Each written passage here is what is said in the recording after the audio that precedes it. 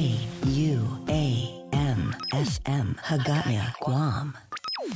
You're listening to The Link with Chris and Sabrina on Breeze 93.9.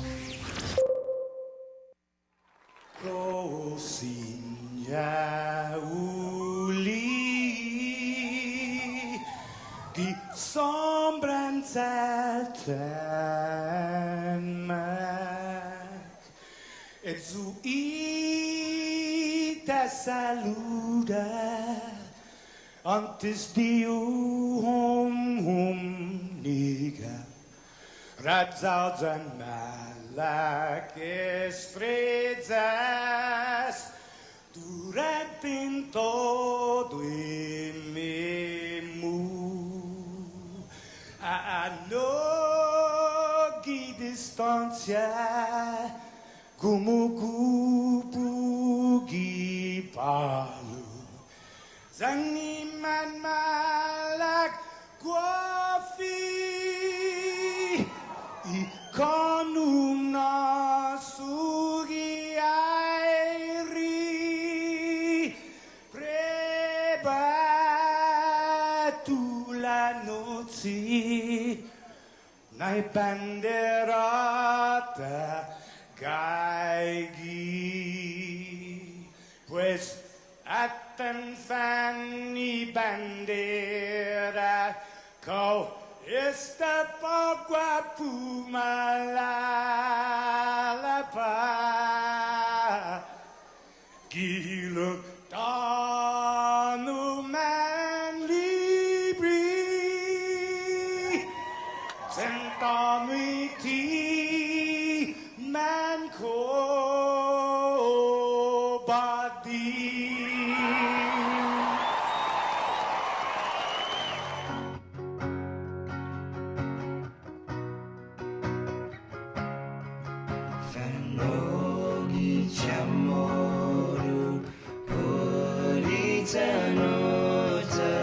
Kanzai tunonya gitoru iluga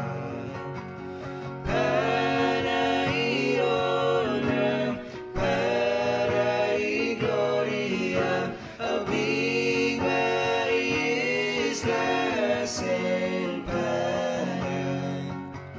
Parai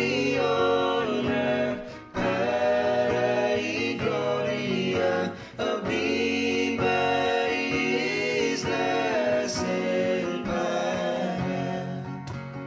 Toru y tempo y paz paraíso zangin na bendición contra peligro na falsa fuam Deus proteges l'angon contra peligro na falsa fuam Deus proteges l'angon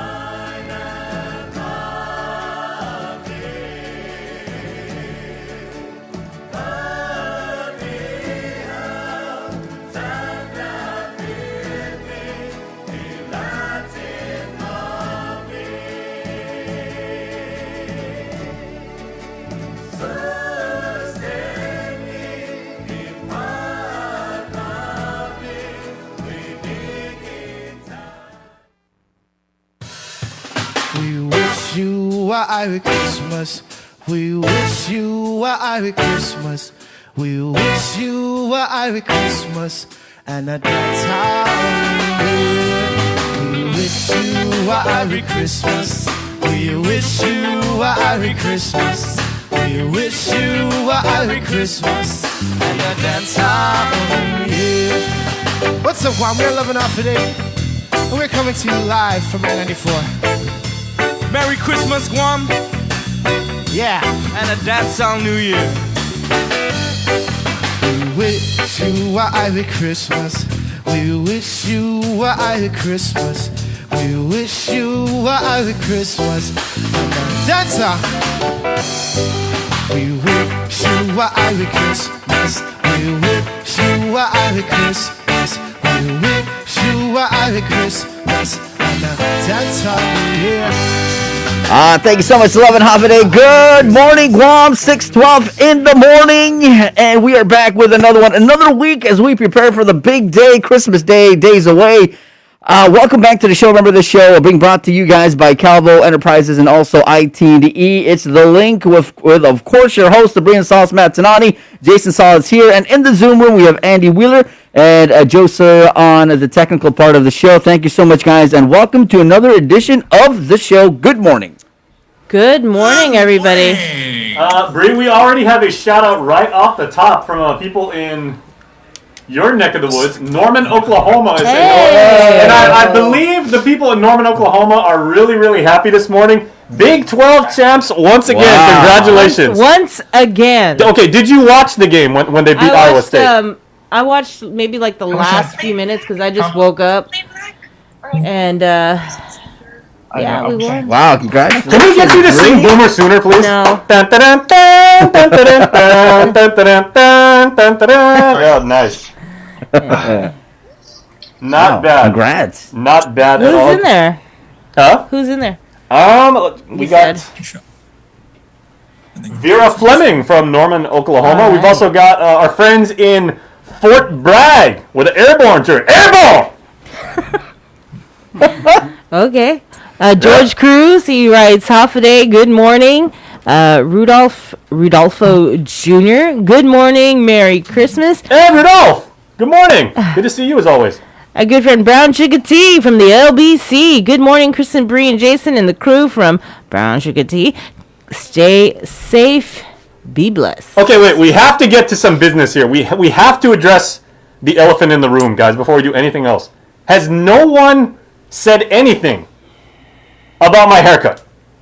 Oh, I told you a nice haircut today. Yeah, and I saw you last week Friday. I have an excuse because I'm in the Zoom room, so I don't get to see your hair that much, Jason. Guys, So. I mean, this is the first time I've gotten a haircut in like 6 months, but I must say, I mean, the Micronesia Mall, absolute, like, pros. I mean, the whole place felt safe, but I got to tell you, I was scared out of my mind the whole time. I was just nervous. I mean, you know, it's not anything that they did or did not do. I was just really, really nervous because, again, I haven't been out in half a year. Mm-hmm.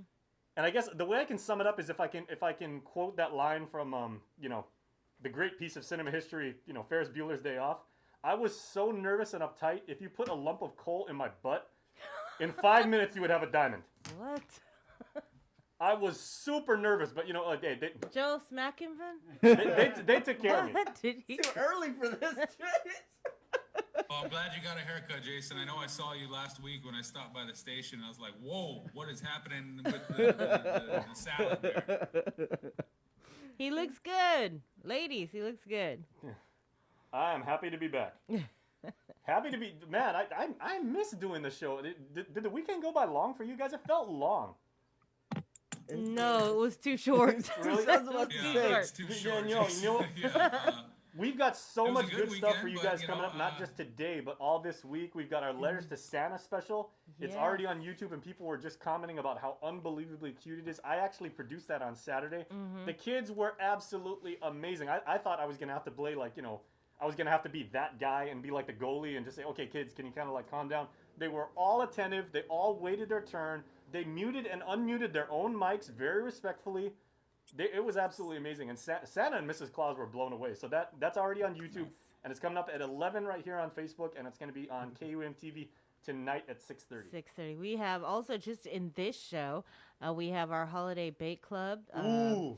So we've got Sarah Phyllis Camacho. I believe she's on deck today. Then we got Cami Aguirola tomorrow. Nice. We've got the governor, and we're hoping Chris will do one.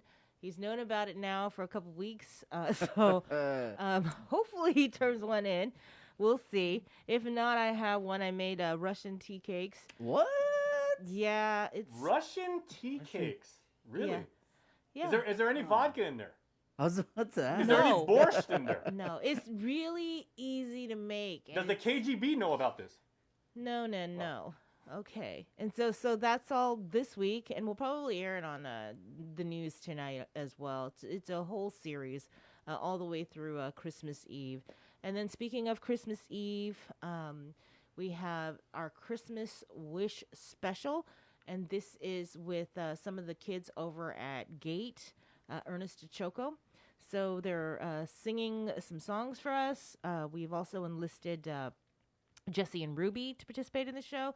Peter Santos from the KUAM News team. I don't know if you know, but he is a fabulous singer. Oh, who's So like Frank Who does Sinatra? not know that? Right? Well, The just Frank in Sinatra case. of Guam. Yeah, so he's going to be singing a song for us and a group called KPV. They were part of Mount Carmel, the Mount Carmel School Band, but they're now grown. But they're doing a song for us on the show. Then on Christmas Day, we are partnering with the Guam Allied Dance Force with Cesar Medina and a whole bunch of dance performances from our island's youth. And this is all to raise money for the Salvation Army. So it's a virtual dance festival. There are almost 20 different dance groups that are performing in the show virtually. And you can donate. Well, actually, you don't even have to wait till the show to donate, but you can donate to the Salvation Army's Red Kettle campaign. Yeah, this week is all about celebrating the holidays. We're even going to do a very special segment with good friends, plural, of ours. Remember we were saying like last week when, not Landon Idlet, the guy who normally does our weather report, but his twin brother Brandon, and we actually said when they went off, we forgot to actually ask them who's older. It's actually, what do you guys think? Because I found out this weekend. I cracked the code. Brandon. Landon. Okay, Bree's got it. Brandon is older by 12 minutes. And they have actually, they wanted to open up their home to us. And, like, they're not from here, but they've been on Guam. They're about as Guamanian as you get. But they want to actually show us how their family celebrates the holidays. So we are going to join them very, very shortly. And also do the weather thing. Right. Great weather. So that we can get to them all, let's get to the news, all right? Hafaday Public Health received its second shipment of the Pfizer vaccines over the weekend. The shipment of 2 boxes containing 3,900 doses each of the vaccine arrived Saturday for a total of 7,800 doses. While both packages were being inspected and recharged with dry ice, it was discovered that the GPS-enabled thermal sensor in one package did not have the proper green color to signal that the package was in acceptable condition. Although the green light on the GPS-enabled thermal sensor indicates the package maintains sufficient temperatures throughout its delivery to the territory, the absence of the green light does not necessarily indicate that acceptable temperatures were not maintained. Public Health has contacted federal partners to report the status and has also contacted the manufacturer for further guidance. In the meantime, the package is being stored properly in ultra-cold temperatures using dry ice in a secure location. The vaccines in the first package have been properly transferred into the ultra-low temperature freezer, which is also in a secure location and being monitored 24/7 by security personnel. Also over the weekend, the FDA issued an emergency use authorization for the Moderna COVID-19 vaccine. It is the second vaccine given EUA approval for the prevention of COVID-19. The emergency use authorization allows the Moderna vaccine to be distributed in the U.S. for use in individuals 18 years of age and older. Last week, Public Health began issuing the Pfizer vaccine to healthcare and essential workers at Ukudu High School. According to the JIC, a total of 1,394 healthcare workers were vaccinated during the 3 days of vaccination. Of that number, 928 were given at Ukudu, 236 at GMH, and 230 at GRMC. As for side effects, on Friday, Public Health confirmed 2 females and 1 male experienced adverse reactions to the vaccine. According to spokesperson Janela Carrera, 1 woman reported an allergic reaction, so they administered epinephrine, and she was taken to the emergency room at GRMC. Another woman who reported she had a history of hypertension was closely monitored by their physician and staff at Ukadu, but later she said she was okay. She felt fine after about 30 minutes. Carrera was also unable to provide an update on the status of the woman who had the allergic reaction and sent to the hospital. As for the man, Carrera says he reported chest tightness and refused any further medical care. She adds that all cases will be reported to the Vaccine Adverse Event Reporting System. Governor Lulian Guerrero signing another executive order amending certain restrictions on businesses. It went into effect yesterday morning at 8 a.m., certain businesses may now operate at no more than 50% capacity. These businesses include swimming pools, both private and public, gyms, fitness center, and dance studios, among others. And you can read the full press release by visiting KUAM.com. As well, the governor's communications director, Crystal Paco San Agustin, will be on our show later this morning. Public Health and Social Services will resume community mass testing today. Testing sites will be at the Micronesia Mall parking lot, that's near the Ross parking garage, as well as the old carnival grounds in Tiedzin. Both sites will be conducting testing from 9 o'clock in the morning to 12 noon. A total of 300 tests are available per site and will be on a first-come, first-served basis. Public Health will be testing a maximum of 4 individuals per car. A picture ID is required. For those unable to make the scheduled times, the Northern Region Community Health Center will remain open by appointment only for COVID-19 testing. Appointments can be scheduled by calling 635-7525. Last night, the Joint Information Center reported 4 out of 143 test samples from various labs tested positive for COVID. This brings the total amount of officially reported cases of the virus on Guam to 7,202, with 470 active cases. There have been 119 COVID-related deaths. 25 people are currently hospitalized with the virus, with 8 under ICU care and 6 receiving ventilator support. The COVID area risk score, the CAR score, is 1.6. The CNMI, in the meantime, reports 1 new COVID positive case. The individual was identified by travel screening, later confirmed through testing upon arrival, and has been placed in a designated isolation area for close monitoring. The CHCC has begun contact tracing for the most immediate contacts of the newly confirmed case, to include passengers on the same flight. As of December 19th, the total number of confirmed cases for the CNMI stands at 116, with 3 individuals currently in isolation. And with more news, here is Peter Santos.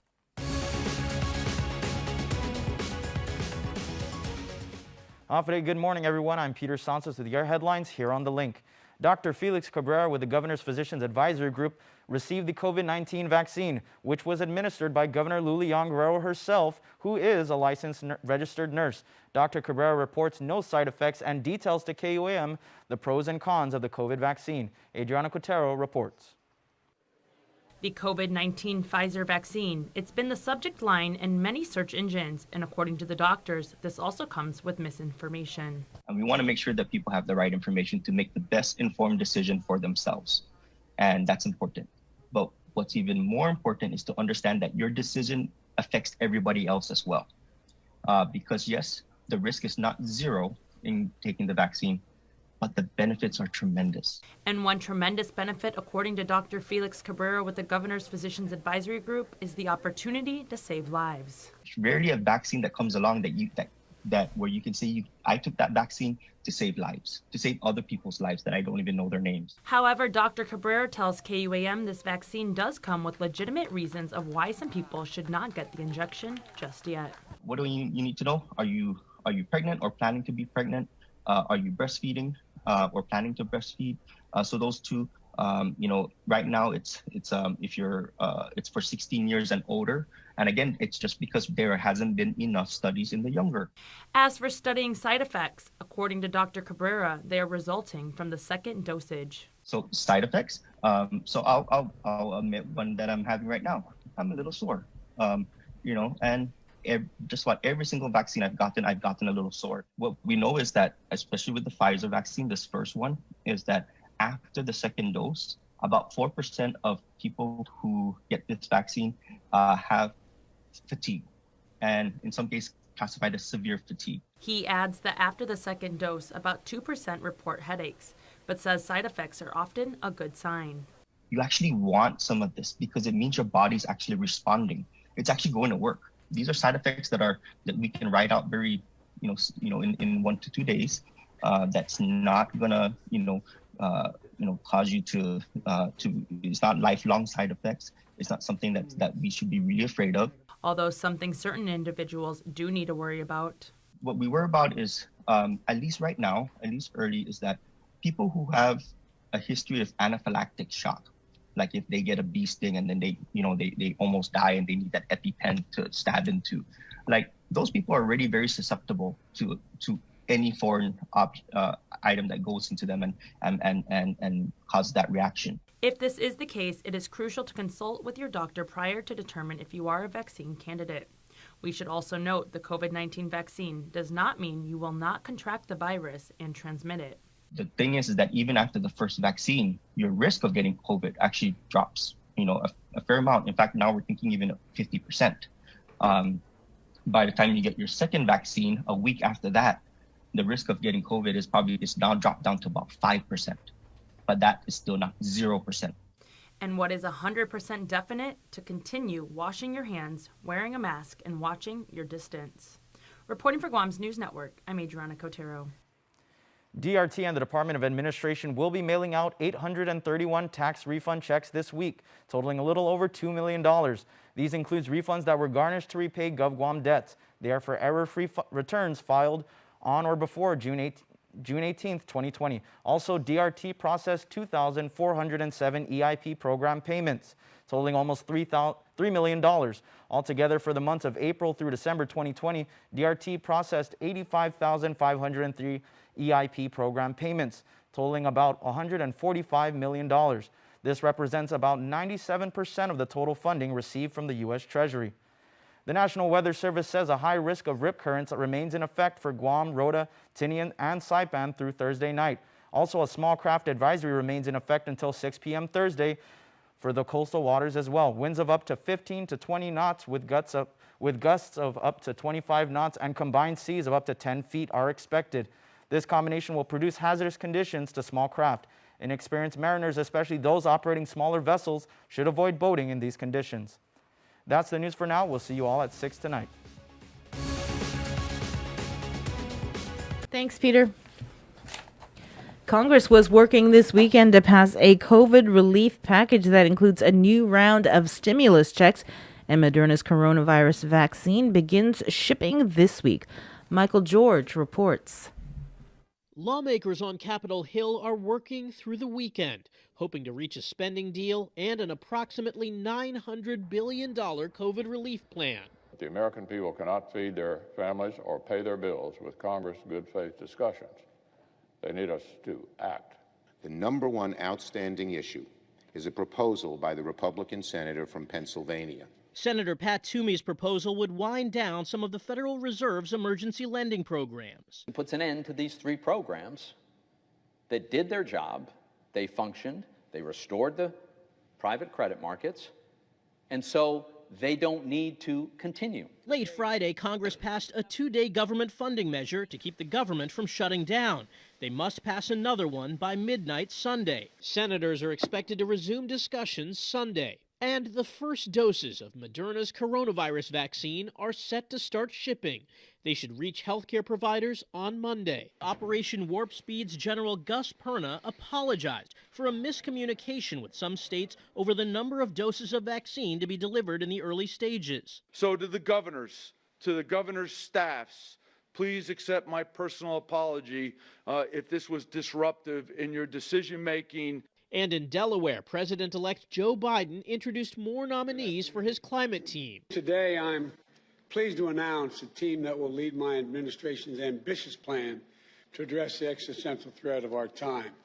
climate change. If confirmed, North Carolina's top environmental official, Michael Regan, will become the first African-American man to lead the Environmental Protection Agency. And Biden nominated New Mexico Congresswoman Deb Haaland for Secretary of the Interior. She would be the first Native American cabinet secretary. Michael George, CBS News.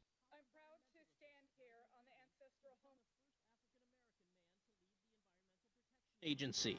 And Biden nominated New Mexico Congresswoman Deb Haaland for Secretary of the Interior. She would be the first Native American cabinet secretary. Michael George, CBS News. The cause of a house fire in Dededo is under investigation, according to GFD spokesperson Kevin Riley. Units from Dededo and Jigo responded, as well as their EMS units, at around 7 o'clock yesterday morning. The home was located along Kalamasa Drive. Riley says the fire was contained to one bedroom in the home, although the residents were able to evacuate safely. 2 of the family pets passed away in the fire. During session last Friday, Senator Pito Terlahi introduced an amendment relative to Bill 185, known as the Pause Act, to officially recognize cockfighting as a cultural practice under Guam law. Senator Terlahi's amendment passed without objection on the floor. Should the measure be passed, signed into law, cockfighting will be preserved for both current and future cockfighters on Guam, despite a federal ban. And joining us now from the Zoom room for your work week weather forecast and some other stuff is our Landon Idolette. Good morning, Landon. Hey, good morning. Do you hear me and see me okay? Yes, we do. We see a whole bunch of other people, too. Yeah. Okay, so let me set this up real quick and everything. As you guys know, Landon is always good enough to give us, so much of his time, his expertise, and his knowledge when it comes to, weather and everything. And if you have noticed one thing that's consistent about Landon, he's very, very extra.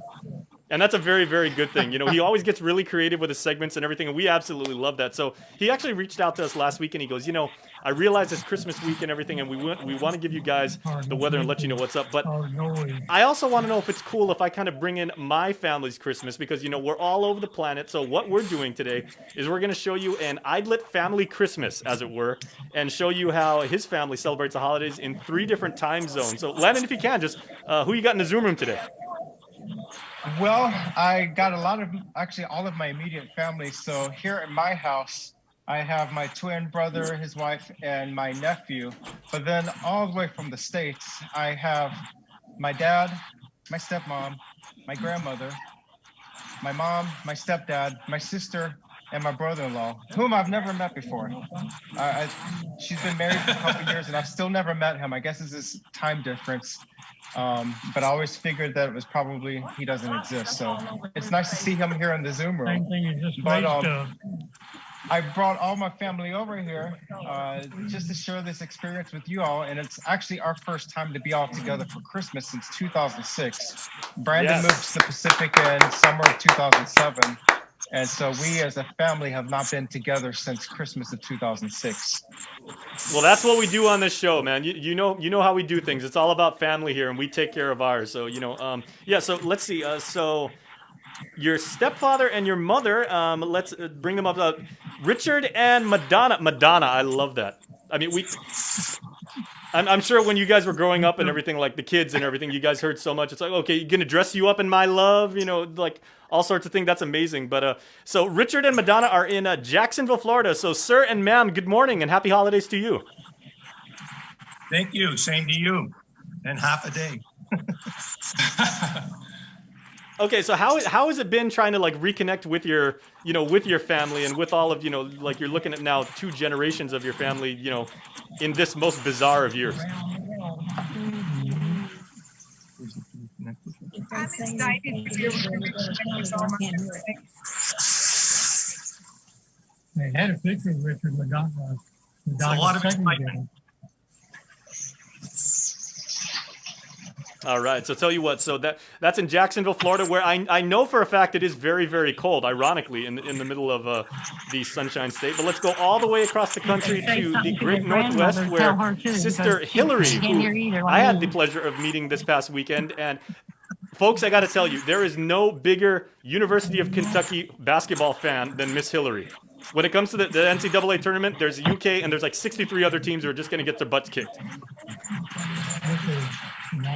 Okay, so Hillary, who have you got with you today? This is my husband Benjamin, and then this is Stella, one of our many. She's pretty festive too. Very nice. How old is she? We got her from the Humane Society. We're guessing about 6 years old, not totally sure, but we've had her for about 2 years now. Okay, that's a lovely tree behind you, by the way. And you know, do you have like a lot of family heirlooms and like a lot of traditional things that you actually took with you when you moved out to the West Coast? A little bit, not too much though. I packed pretty light. But this tree is pretty cool. In this area, there's a lot of tree farms that you can go and cut your own tree down. So we actually got to go pick it out, cut it down ourselves. So. Yeah, well, if Seattle has one thing in great abundance, it is amazing trees. So, you know, no shortage of Douglas firs out there, I would assume. Oh, yeah. Okay, well, thanks for opening your home to us. Let's go back out to the East Coast now, where Dad Bill, I believe so, we have Bill, Grandma Jean, and stepmother Rebecca. Hafaday and happy holidays to you. How you doing, Bill? Hey, happy holidays. Hi. Merry Christmas. North Carolina. Yeah. Okay, more basketball country over here. So Bill, I know one of the Landon was telling me that one of the amazing things that you have in your home is you have apparently a really, really crazy train set. Do you mind if we take a look at that, yeah, sir? I do. Okay. Wow. Are they leaving them? There. Okay, and if you would maybe describe for us, Bill, like just some of the pieces. Wow. Okay, that's not one. That's two trains, and I see something's also on an upper deck. That is impressive.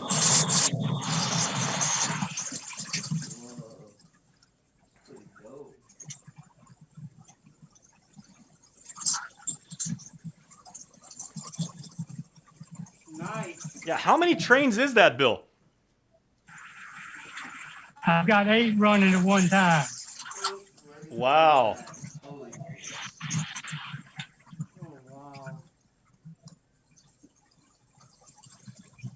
Oh, even on the ceiling, that is amazing. Oh.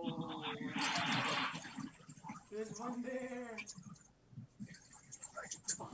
Oh, and what is that? What is that little guy? That's what you call a work car. Oh, nice. And this is a trolley.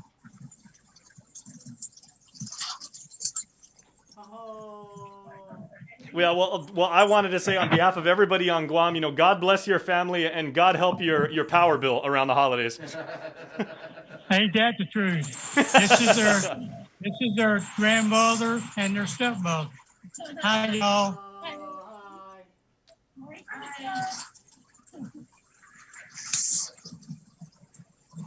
Yeah, so Landon, you know, this is your family's Christmas party and everything like that. So, you know, you guys want to send holiday greetings to each other? There we go. I definitely want to tell the family Merry Christmas, and unlike the song, the popular song, too. I'll be home for Christmas. I won't be home this year for Christmas, but hopefully in a couple years. But I miss you all. We all love you very much, and Merry Christmas. I hope y'all are enjoying the colder weather over there. It's hot and balmy over here, and I've got the air conditioning blasting over my head, and it's still hot in here. Okay, well, your twin brother Brandon, who is 12 minutes older than you, I was able to confirm because, you know, we are journalists of the highest caliber here at KUAM. You guys also have a pretty nice setup there, and you keep promising us you're going to show us how you've decked out your halls for Christmas. So, you know, take us around your crib. Yeah, let me show you what I've got, and let me say my inspiration. Actually, my brother and our inspiration is National Lampoon's Christmas Vacation. Of course. That is our goal in life. I didn't do quite so much outside. It's still a work in progress outside of the house that I just moved into a few months ago. But come next year, I'll have a lot more stuff going on. So this is the downstairs. I'm trying to keep it a little classier. A little more organized down here. Hello, Shirley and Liam. And then I have more lights in the living room or the dining room, and then also the kitchen. I don't spare any room in this house. Wow. At the moment. But what I want to do is I want to take you upstairs to the what I call it the Lincoln bedroom. And this is my dad has all the trains in his house, but we have a well-known toy from the older years called Lincoln Logs. Oh, I love This is Lincoln what Logs. We grew up with Lincoln Logs since our grandmother would babysit us growing up, and so we would play with the Lincoln Logs in her house that our aunts and uncles grew up with from many, many, many years ago. So, Brandy, you want to open up the door? It's kind of like classical orchestra meets rock band. Yeah, how many Christmas trees you guys got in one house? I don't know. But, you know, we have a small collection of blocks that we've assembled. No, wait, Sabrina, are you getting a look at this? That is crazy. Well done. So we have, Typhoon Liam just knocked out the power. and we got the littlest engineer there working the lights. There we go. So yeah, we've been collecting these Lincoln Logs since J.C. Penney department used to put out the catalog, the Christmas catalog, many, many years ago. And so our parents would order us the large cases of blocks. Since those days, every year. Now I feel really bad. I don't even have a Christmas tree. That's it. Okay, so I want to tell the whole family. Let me bring you guys up. Okay, the whole family. We have a shout out for you guys from Tammy Meads Sanders, who says, "Merry Christmas, Landon and family. We miss and love you."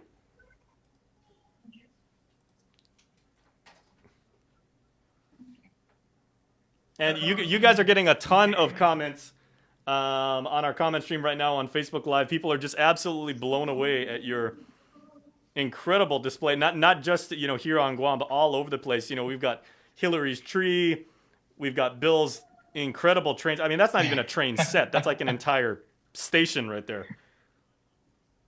Very, very nice. Yeah, he's got decades of collections. Okay, and then Bill, there is at least one commenter on our Facebook feed right now that is asking, would you like to come out to Guam and run our public transit system? Because we need it. With that train setup, I think that's a heck of a audition right there.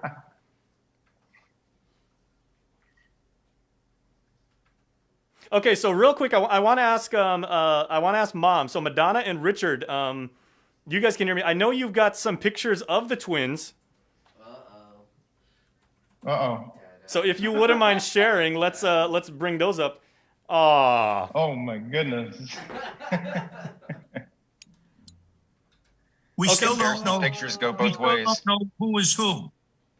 I was just gonna say, okay, Sabrina, what do you think? Sabrina here is our co-host, and she's gonna play judge, jury, and executioner here. So which one's which? I want to say that's Brandon on the right. I'll have to check with Mom. Which is which? I'm not sure. They're gonna. Mom is not sure. I kept, Unidentified. I kept bracelets on them. You get. Here they are growing up with their sister. Oh, that's a nice shot of Hillary. Here they are Wow. playing Christmas. Their grandmother made the vest for them. Grandma made those vests. Oh, wow. And this is what they used to do every year and will still try to. Tip their sister upside down and try to shake change out of her. Since I'm not there to carry that on, we need to start with Liam on that one.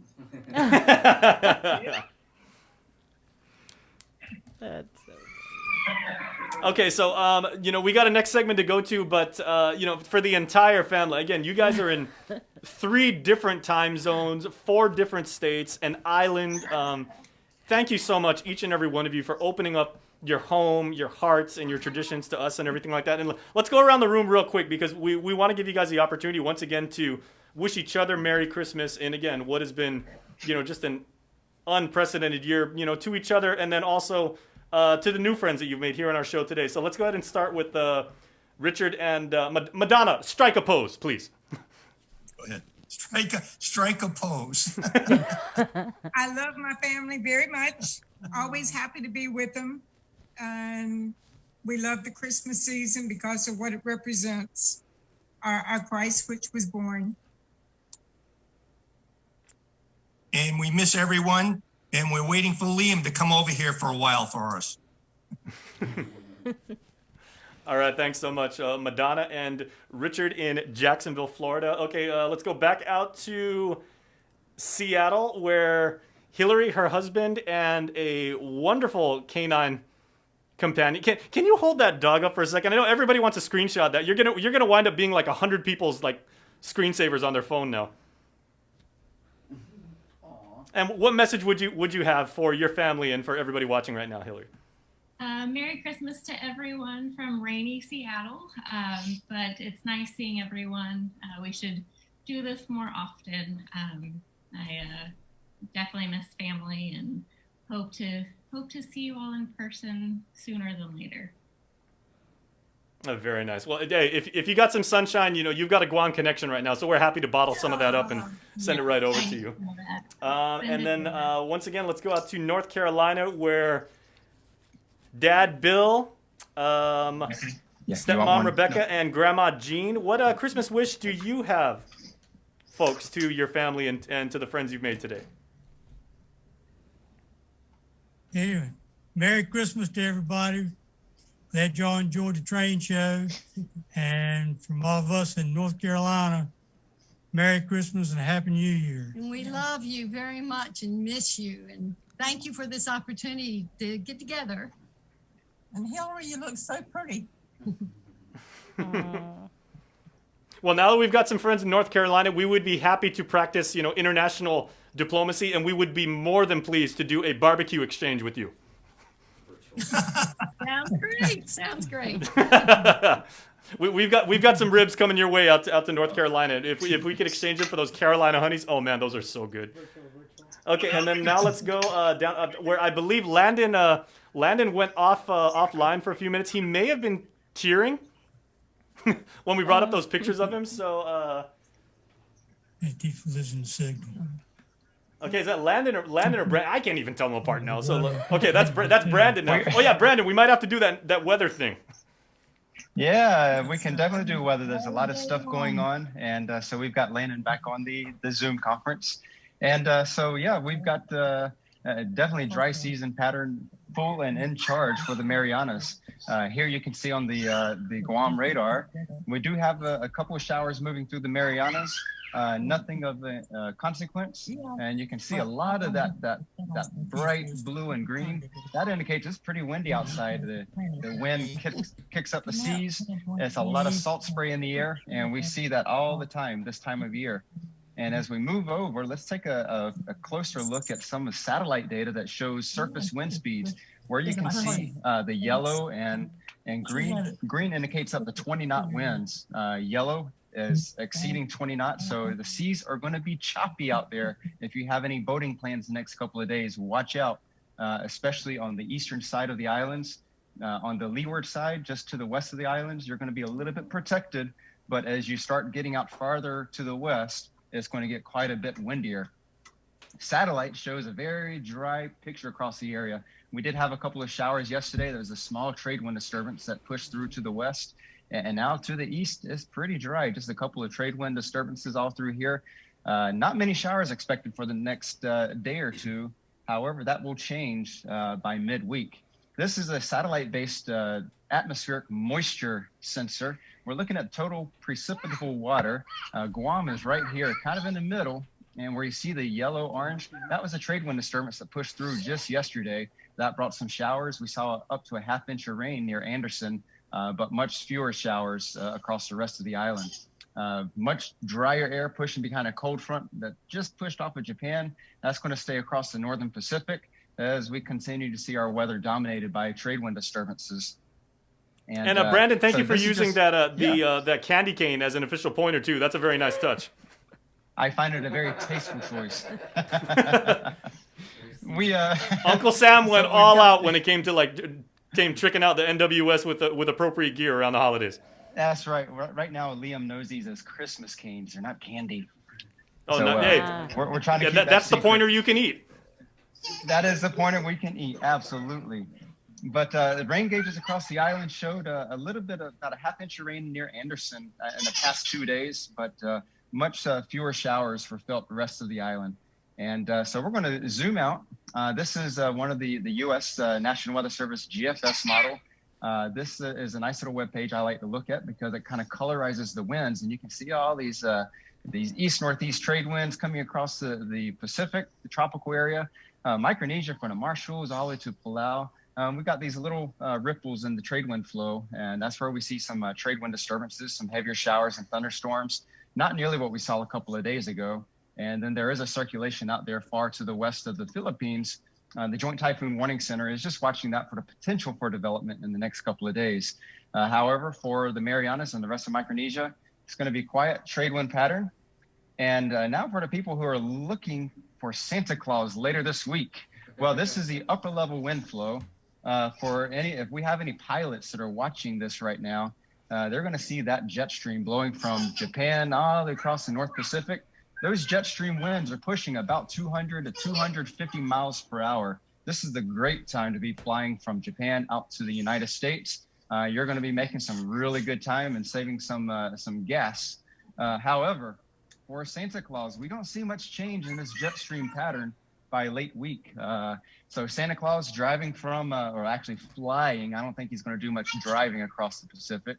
As Santa Claus comes from the North Pole, he's going to probably be working his way down the international date line because the Marshall Islands, they are the first time zone that will reach Christmas morning. So Santa Claus is going to have to come across all this strong jet stream. He's going to have a little bit of turbulence, but good thing Rudolph can see his way.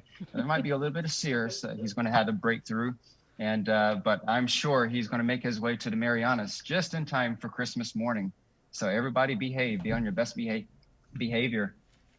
Buoys, the biggest concern for the next several days, of course, are the sea conditions. As the trade winds increase, we see an increase in trade wind swell. Right now at Retidian, just to the northwest of Guam, we're seeing sea heights are pushing up to about 9-10 feet at times. And we could see a rise in seas later today and into tomorrow.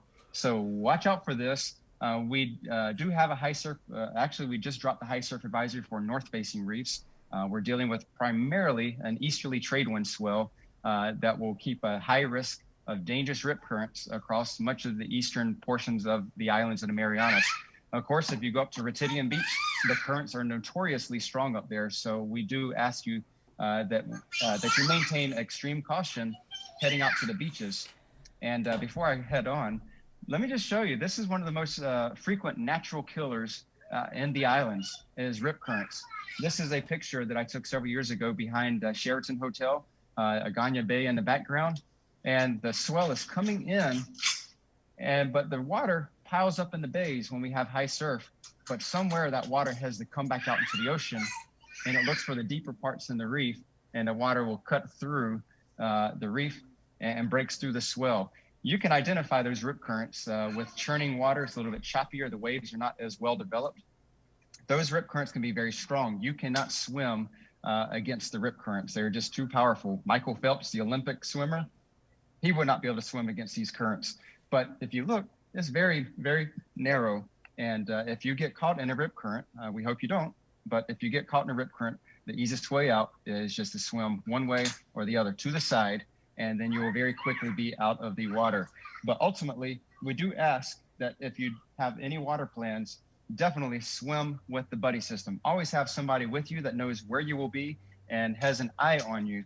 I know we do have lifeguards during the daytime hours most days, but always the more cautions you can take, the better off you will be. These are some arrows that show you kind of where the rip currents are going in the red, and then the blue indicates the surf, and the green is your way out to safety. And so we'll splash right back to to the weather demonstration. We have the Saipan buoy is also showing in green some of the recent sea spikes. We had 8-foot seas overnight. It's come down just a little bit, but in pink and the purple, that we're expecting another little rise in sea heights the next couple of days. I spoke with the forecasters on duty at the office, and the next couple of days, we're going to see winds increasing to about 20 to 25 miles per hour during the day. And of course, sea heights will be increasing, especially out of the east. We're not looking at a high surf warning, meaning surf of 15 feet or greater, but certainly on the east side of the Marianas, watch out for some large surf.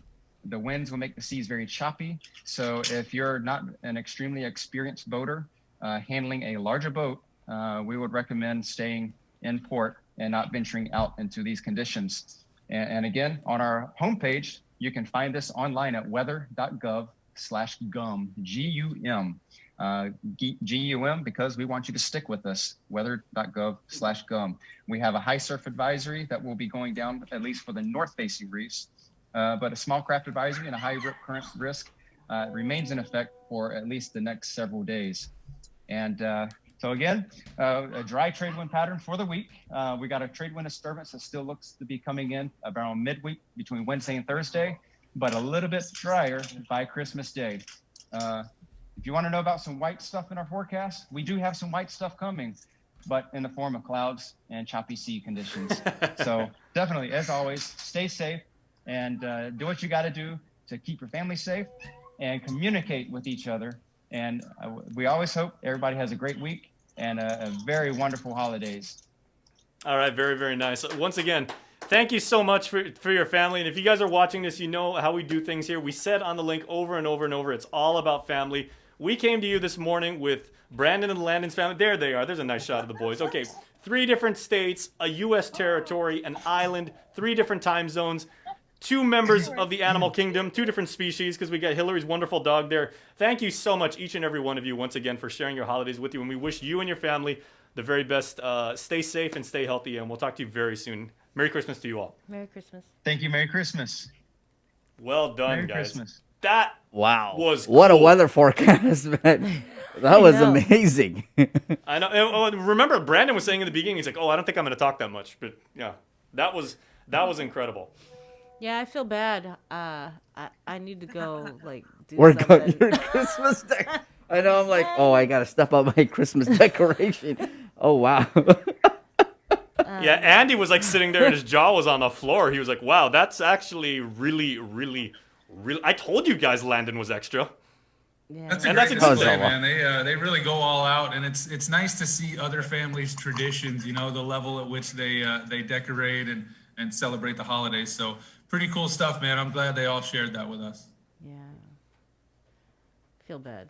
Well, I tell you what, we're gonna go to a break, and then we're gonna come back and head to Adelup to talk with the governor's communications director, Crystal Paco San Agustin.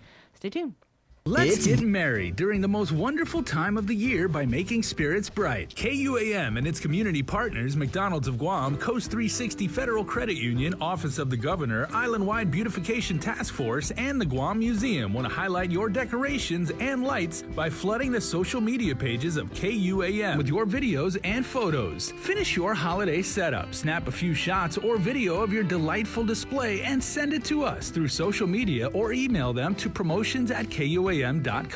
Check out our posts every Friday or tune in to KUAM News Weekend Edition for a special montage of the submissions certain to be making spirits bright with every broadcast. Warmest holiday wishes from McDonald's of Guam, Coast 360 Federal Credit Union, Office of the Governor, Island-Wide Beautification Task Force, the Guam Museum, and KUAM Communications. Breaking news! This just in, Santa has a combined $4,000 to give away for Guam's best outdoor holiday display. Submit your outdoor display for a chance to win cash prizes. All submissions will be posted on our Facebook page, and the top 10 most liked pictures or videos wins a special cash prize to make your season even brighter. Visit KUAM.com for more details. GU Self-Storage, conveniently located near the Harmon McDonald's. We offer affordable rates, online payments, and auto bill pay for your convenience. Plus gate access daily from 6 a.m. to 9 p.m. Call us today at 648-7867 for more information. We're doing a good job, Guam. In the past couple of weeks, we've managed to keep the CAR score below 5. Together, we rose to the challenge when the governor asked us all to strive for 5. In the past couple of weeks, we've not only brought the CAR score way down from being in the high 40s to below 5, we've shown the governor that we're capable of altering the course of this pandemic. We were on a path to uncertainty, but now because of all of our actions, we're doing better. But better doesn't necessarily mean that we are out of the woods. We still need to watch our distance, wash our hands, and wear our masks. So please keep striving, Guam. We got this.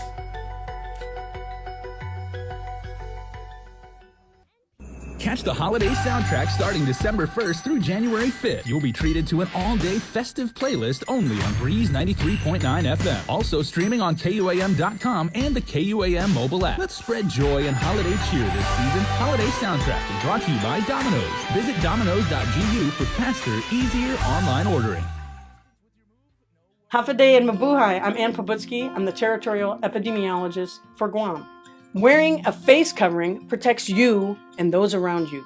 We know that COVID-19 can be spread by people who are not showing symptoms, which means they are asymptomatic. Because Guam remains at risk for significant community spread or transmission of the virus, it is a necessary precaution to wear a face covering when you are in public. Everyone must wear a face covering when they leave home, have it visible at all times, and put it on when they see others nearby. Face coverings are required for everyone when shopping at stores, seeking healthcare, and inside the workplace. Covering your face reduces the chance that you will unknowingly infect someone else if you are carrying COVID-19 but have no symptoms. Prevention saves lives. For more information, please call 311 or visit our website at dphss.guam.gov.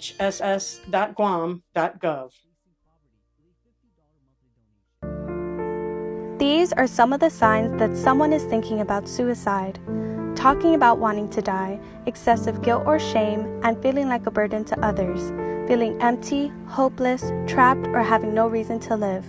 Feeling extremely sad, anxious, agitated, or full of rage with unbearable emotional or physical pain.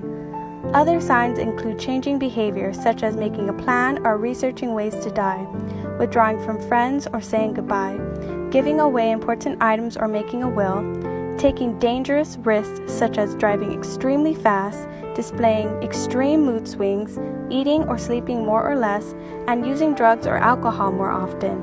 If you or someone you know is showing these warning signs, get help as soon as possible. Call Guam Behavioral Health and Wellness Center's crisis hotline at 647-8833 or 4.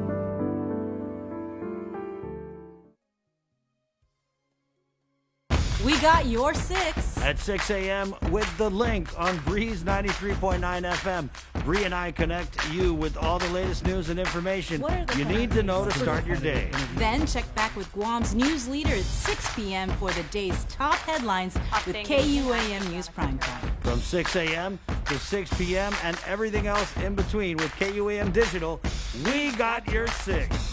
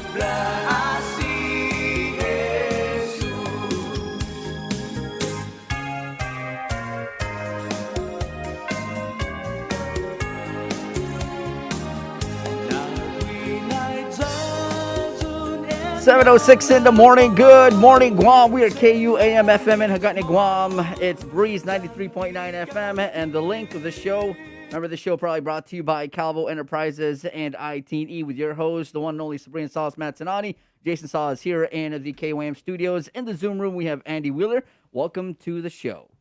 And we're going to head back into the Zoom room where we've got Crystal Paco San Augustine. She is the communications director for the governor. Good morning, Crystal. Good morning, KUAM family. Good morning to people of Guam. Happy Monday. Happy Monday. And, you know, you had a busy weekend. I don't even know if you ever have a day off. But, yeah, so many different releases came out from the Joint Information Center. And I wanted to start with... they also passed 500. I saw that. You know how they always keep like a number of the number of releases that they have relative to like an event? They passed the 500th release for the pandemic. Yes, we've had this for quite some time. JIC releases don't typically make it past like 100 or 150, but no one could have anticipated the pandemic would go this long. So we are at JIC 502, I believe, was last night. Wow. So milestone release. So one of them was the announcement of the further easing of restrictions. And so I wanted to bring you on because that went into effect yesterday at 8 o'clock in the morning. And if you could kind of just give us a run through of the different changes. Most definitely. So late last week, Governor Leon Guerrero signed Executive Order 2020-44, and it did a few things. The first thing that didn't, let me talk about what didn't change first. So we maintain a pandemic condition of readiness 1 status. Also, we continue a safer at home advisory. So we continue a safer at home advisory. So if you don't need to go out, don't go out, especially if you're part of that vulnerable population, you're 65 years and older, maybe you have underlying conditions. If you don't have to go out, don't go out.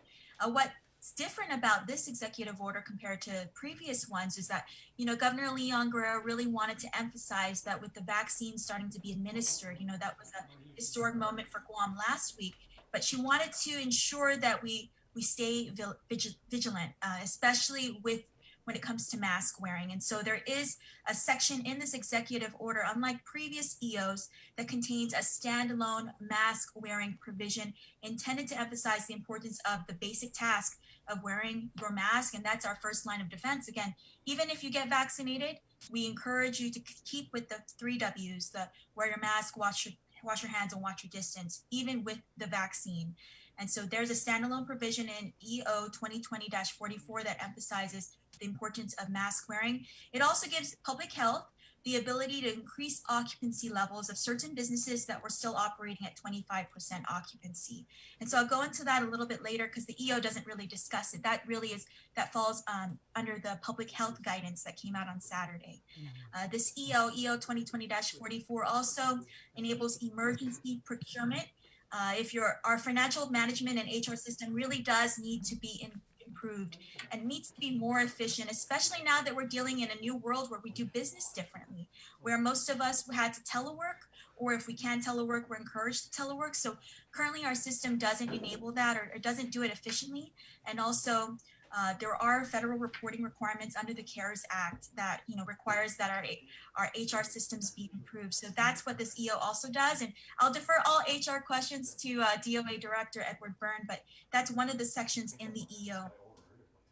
But then the EO, you know, just it leads towards Public Health Guidance Memo 2020-46, which really gives you the guidance about what additional businesses and services can now increase from 25% occupancy to 50%. And so now, effective on Sunday morning, as you mentioned, private and public swimming pools can now operate at 50% occupancy. Wow. Gyms, fitness centers, and dance studios can now operate at 50% occupancy. Indoor firing ranges and other businesses and establishments that are identified by public health. But I got to emphasize that even if we're allowing more people to come inside, we still ask that, you know, you keep a log. I went shopping yesterday, Christmas shopping. It was really nice to see that storefronts had the log. You sign in, you sanitize, you take your temperature, and you sign in, you leave your contact number. In the event there is an incident, and that they can contact you. And this is a bigger effort. We still ask people to download the Guam COVID Alert app. You know, that's still a big tool. And then, yeah, that's basically, that's the gist of it. There are a few things that are also authorized, but must not exceed 50% occupancy, and that's animal grooming, and animal training establishments, cosmetology establishments. So if you're getting your nails done, you're getting your hair done, you still have to make an appointment, but now the salons can only operate at 50% occupancy. Dive shops, auto wash detailing and tinting businesses, photography services, financial planning, advertising and marketing, in-office consulting, and again, others determined by public health. But again, these were all businesses that were already open. These only affected businesses that were already open. So I cannot emphasize that enough. No new businesses were allowed to open. It's just these ones have now are able to increase their occupancy. And again, it's because the people of Guam have remained vigilant. They've done their part with the CAR score, and now we really switched to maintenance. That messaging on maintenance of the CAR score, we want to stay 2.5 and below. Over the weekend, you saw that JIC reported our CAR score was at 1.6, but that's really because it carried over from Friday. We'll get the latest update today, that latest CAR score today, because that's when we get all the information from all the participating labs. Crystal, I wanted to ask, you mentioned, this is for businesses that are already open. I know it's hard to look into the future during this, but any word on those businesses that are still closed about possibly, opening them up to 25% capacity? Yeah, I think for the businesses that are still closed, they can probably expect more information, more updates, after the holiday season. We really just want to manage our case count, manage the community spread throughout the holiday seasons. We all know how vulnerable we are when we want to gather. And so I know that we'll be revisiting a lot of those protocols, those procedures and the policies after the holiday season, quarantine included. The quarantine policy included. Okay. So I know, Andy, you're probably asking about indoor dining, bars. Right. Those are the two, the indoor dining and bars, yes. So those would be the two we'd probably more likely revisit after the holiday season. Because you don't want that rush of, everybody going out for Christmas dinner and then you've got a huge spike in cases. Okay. So with these openings, we do feel confident enough that if there were to be a cluster of sorts, that we would be able to manage it and contain it. Just following up, still PCOR 1, Safer Home Advisory, and again, the governor is probably going to keep us in this state of emergency, public health emergency, I'm sorry, because it expires, next week? I have to look up at the last, let me look. Yeah, I at the think last the one. public health emergency is like December 29th, I think. It'll like she mentioned in a previous press conference, it will be extended until we feel confident enough to not have to sign another executive order to extend. And you also sent something out regarding the Pfizer vaccine, and I think there was some sort of issues with at least one of the boxes. So yes, Saturday night we did have another shipment of Pfizer vaccines arrive via United flight. Another great day for Guam. It was evening time. I understand that there were 2 boxes that did arrive. One box was cleared immediately. Everything checked out fine, and that box had 3,900 doses in it, and it cleared fine. The second box, however, did have an issue, and so we're seeking guidance from Pfizer, the manufacturer, before we proceed with that. But I can assure you that public health did follow the protocols for storage in the interim while we wait for that guidance on what to do next. But I can safely say we have an additional 3,900 doses, ready and ready to be administered to our next phase of those needing to be vaccinated. The governor mentioned during the recent press conference about the return of face-to-face and decisions that need to be made. The Department of Education tomorrow is supposed to be the day when they actually make a final decision and make the announcement. Do you have any information on that or what the governor's decided? I don't have any updates just yet. I might at my 8:30 meeting, but I can tell you that we do want to stress to the parents and the students that face-to-face instruction will be voluntary. I mean, it's not going to be mandated. If you're not comfortable sending your kid to school just yet, you're not going to have to. We're still going to continue distance learning if that's how you want to proceed with your education. But we do want to give that option to the 30% of those who do want to return to the classroom. Again, not everyone's feeling safe about it, but for those who do, we do want to give them that option. But I don't have too many updates on that. I hope to, I know Lieutenant Governor Tenorio does want to make an announcement sometime this week about more internet expansion or capabilities for our families who do need some internet access to provide for better distance learning.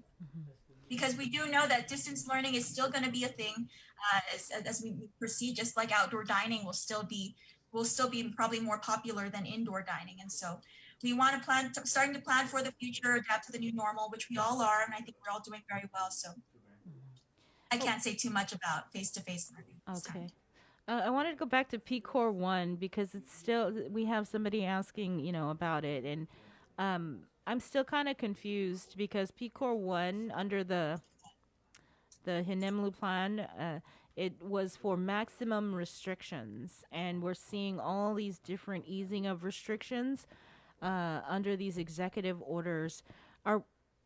Is the governor or the administration going to be changing the PCORs and the triggers and the definitions from 1, 2, 3, and is there 4?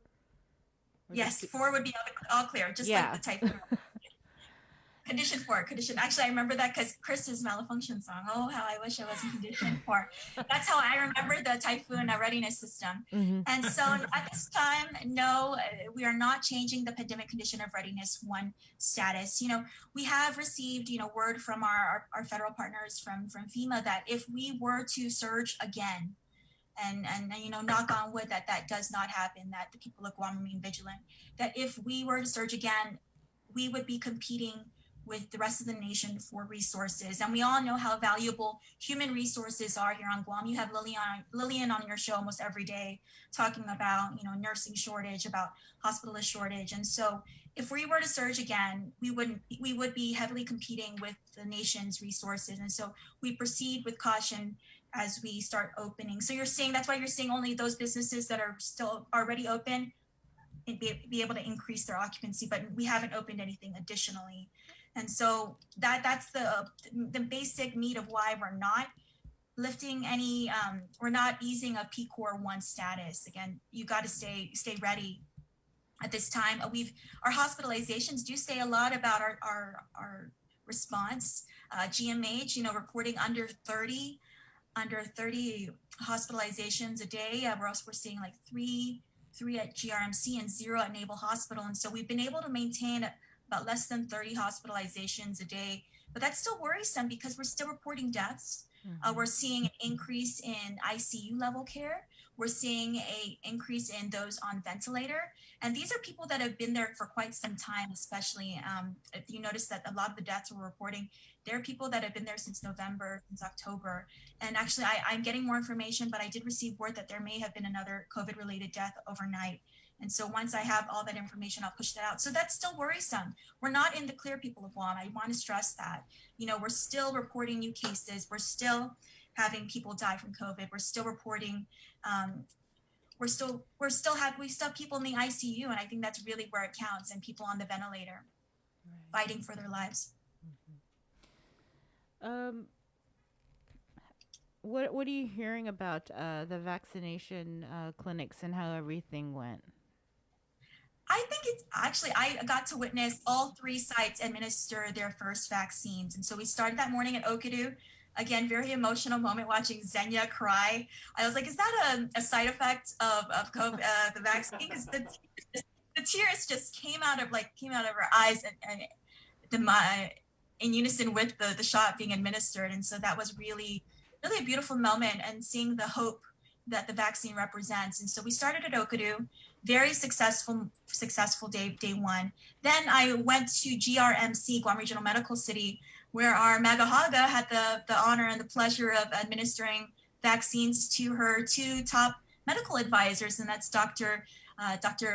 Mike Cruz, Colonel Mike Cruz, and Dr. Felix Cabrera, and they were so honored, and she was so excited to put on her nurse hat. to work, right there at the front line. She was very excited. They said it didn't hurt, and so I think she's still she's still very very skilled in that department. She was excited to be back, and then that afternoon I proceeded to. Actually, let me back up. I went to GMH that afternoon. I went to GMH for lunch. Dr. Jolene Uggan, our COVID response leader at GMH, she was the first one to get the shot at GMH, and she was very excited to be that example, to set that example. And when I left GMH, there was a line. So that says a lot, that the frontliners are excited. They want to be part of the vaccine effort. They understand the reason behind it, slowing the spread, that the positives outweigh the negatives. She was very happy to be the first one. Then we went to GRMC, where Dr. Cabrera, Dr. Cruz received their vaccines from our governor, and it was a good day. We reported over 1,000. Let me pull that chick up. We reported over 1,000 vaccinations so far, and I think it's very successful. And we had no lines at the afternoon time on Saturday. We had no lines at Okuru. The system the system is really smooth. You come outside, you go outside first at Okuru, and you register, and then it it flows very well. So kudos to the Department of Public Health, their planning team and their IC, their incident command for really doing a very successful rundown for that. So Crystal, I have a couple questions. One, what have you heard about the Moderna vaccine? And also, how much did the actual vaccines factor into the easing of restrictions? Moderna, I haven't got the update on. I'm not even tracking that it's on its way at this time, but I think I'd prefer to defer that to Janella, who's in more public health meetings than I am. As for the easing of restrictions, that's more on my side. So, again, the governor we're very excited. We actually received the vaccines ahead of schedule. And so it does have partially, the easing of restrictions does kind of relate to the whole vaccination starting, but I think it really more is the CAR score. We asked the people of Guam to strive for 5, and they did. We saw that decrease, that drastic decrease from the 40s, upwards of a 40 CAR score to down to 1.6. And so, the people of Guam have done great. Also, I need to emphasize that it's not just the people of Guam, but public health that has to maintain their testing capacity to ensure that CAR score remains low. So we have to keep ensuring that we're able to test this many people a day in order to maintain that CAR score. Because remember, our testing capabilities is also factored into that CAR score formula. And so today, I think that's a perfect segue to today's testing at 9 o'clock. If you want to get tested, please head down to Micronesia Mall by Ross parking lot, or you can go to Teaden Old Carnival Grounds, where we have a great drive-through system. It works kind of just like the food commodities distribution line there, because it's a good flow, good traffic flow. Again, you can get your results on site, and that's amazing. We've come a long way from the first week of our response, Bria, where I think you and Chris were yelling at me because I didn't have the number of test kits. We could barely test anybody. I could count the number of test kits on my fingers and toes. And now we have test kits, and we have the capability to test thousands a day, and to get your test results on site. So that's a testament to how far we've come in the last 10 months. So, Crystal, will you join the vaccination? Most definitely. I will be lining up once it's my turn. Actually, we're making a proposal to the VAPPC, that's our vaccination planning committee, to have members of the media, participate in one of the earlier phases, to participate in one of the earlier phases, because I believe, yes, first informers, you are definitely at the front lines of our COVID response. I think that my proposal is going to be that 2 members of each media. So, Bree, Jason, or Chris, I'm sure Chris would be down, right? Or Sabrina, I know you have a low tolerance for pain, so I'm not sure if you want to. Take one for the team, Sabrina. Come on. Hey, when something's shoved up your nose, it's like, It is uncomfortable. It is uncomfortable, but it's it's brief. It doesn't last all day. I mean, I do want to recommend that to the VAPPC, the Vaccination Policy Committee, that we have members of the media be pushed up in the phases, just so that you can be part of our outreach. You know, education through experience, through testimony, through personal and following your personal journeys. You know, I know that you guys play a critical role in telling the people of Guam and helping us get our messaging across that the vaccinations are safe. And then I think that a media participation in the earlier phases would definitely do that. So, you know, I know Andy, you might be interested. Jason may be interested, Joser. So you may want to start, you know, surveying your reporters and your cameramen, your personalities. I'm good to go. We actually got something from Public Health a while ago. So we actually sent that in to, I can't remember who at Public Health, but they did a survey of KUAM. I'm sure And not I'm just glad KUAM, that- but all media. So You know, myself, I will also be lining up once it's my time. Governor and Lieutenant Governor will also be taking the vaccine when it's their time. As you remember, they did both have COVID a few months ago, and so I understand that there's like a time frame where they don't recommend that you take the vaccine if you've had COVID in the last 90 days or so. So I think we're getting the clearance, the guidance on that, and then they'll be lining up as well, you know, set the example for the people of Guam that this is safe. Again, you're seeing our top medical advisors take the vaccine. So far, no real major, nothing too serious when it comes to effects, to side effects. We're talking about rash and maybe soreness on your arm and headaches. And that's what I've heard so far. And those are, you know, that's consistent with anyone who has an allergic reaction. But again, that's why it's so important that at our vaccination sites, that there is a monitoring section. So if you were at Okudu, the place where you're monitored for 20 minutes after the shot is administered is the gym. So you sit there for 20 minutes, we see if there's any adverse reactions. If there are not, then you're free to go. I do know that earlier in our planning for the vaccinations, we did want to do a drive-in. That was one of the proposals, to do a drive-in vaccination, but then we opted against that because how important the monitoring part is. And we didn't want you to experience adverse reactions in your car, maybe not able to get, you know, medical attention right away. And so the hospital, GMH, administers its own vaccines to its staff. GRMC administers its vaccines to its own staff. They can be closely monitored there. Okudu High School, you'll be sitting in the Okudu gym for about 20 minutes to be monitored before you're released and cleared to go. all right, Crystal, anything else before we let you go? Just the people of Guam, thank you so much, but we have to remain vigilant. Again, nothing's changed. Even with the vaccines, you're still going to have to wear your mask, wash your hands, watch your distance, and that fourth W that the Surgeon General in his talks with Guam, that we have the willpower, especially with COVID fatigue. We're very excited, the optimism, the excitement that comes with the vaccine, but we must keep doing those four things. Thank you so much for having me, and thank you again for being our first informers and really helping the people of Guam and helping us with our response, because we know our COVID response is really dependent on changing our individual behaviors. So thank you. All right. Thanks, Crystal. Merry Christmas to you and Rob. Merry Christmas. Bye, guys. Miss you. Miss you too. All right. Still to come on our show, we've got Dr. Peter Lombard coming on. We've got Wayne Pacelli, who's president of the Animal Wellness Group. We also have our Holiday Baking Club segment. We're inviting Sarah Phyllis Camacho onto our show, and we're going to get an update from the Department of Public Health. Janella Carrera will be on our show.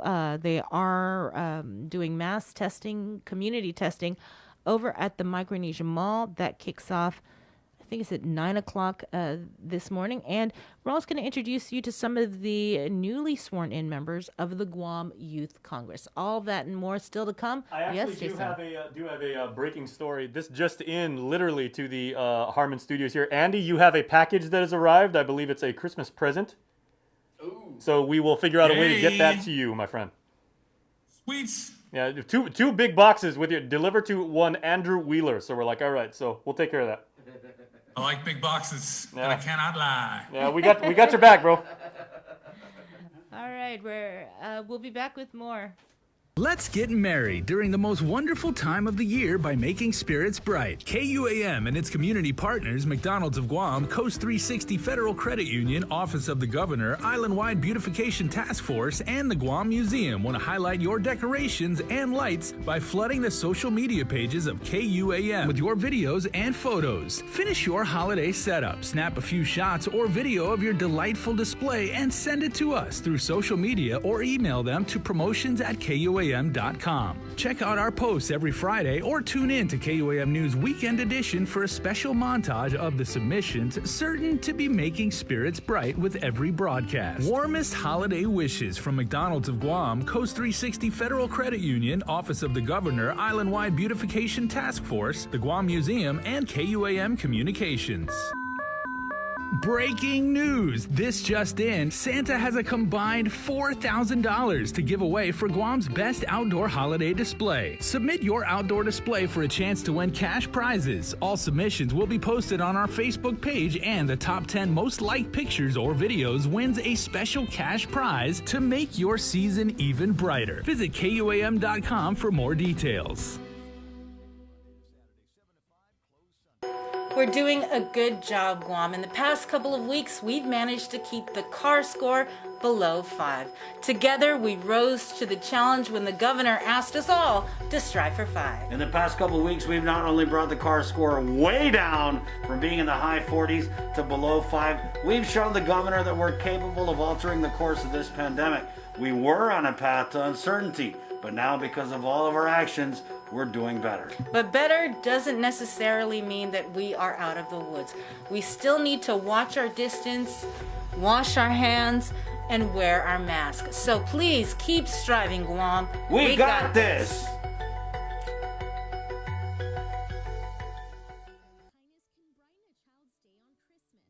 GU Self-Storage, conveniently located near the Harmon McDonald's. We offer affordable rates, online payments, and auto bill pay for your convenience. Plus gate access daily from 6 a.m. to 9 p.m. Call us today at 648-7867 for more information.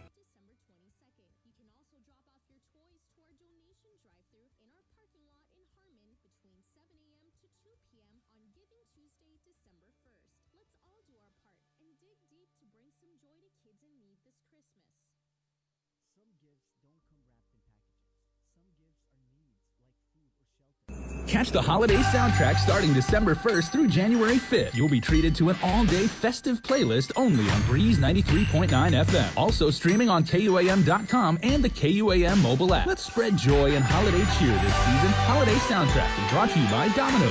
Visit Domino's.gu for faster, easier online ordering. If you plan on leaving your house, don't forget your face mask.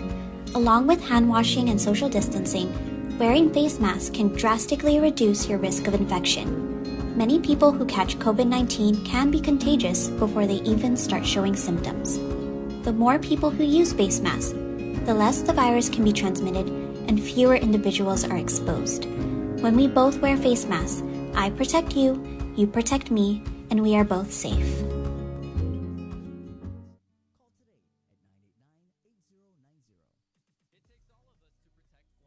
We got your 6 at 6 a.m. with the link on Breeze 93.9 FM.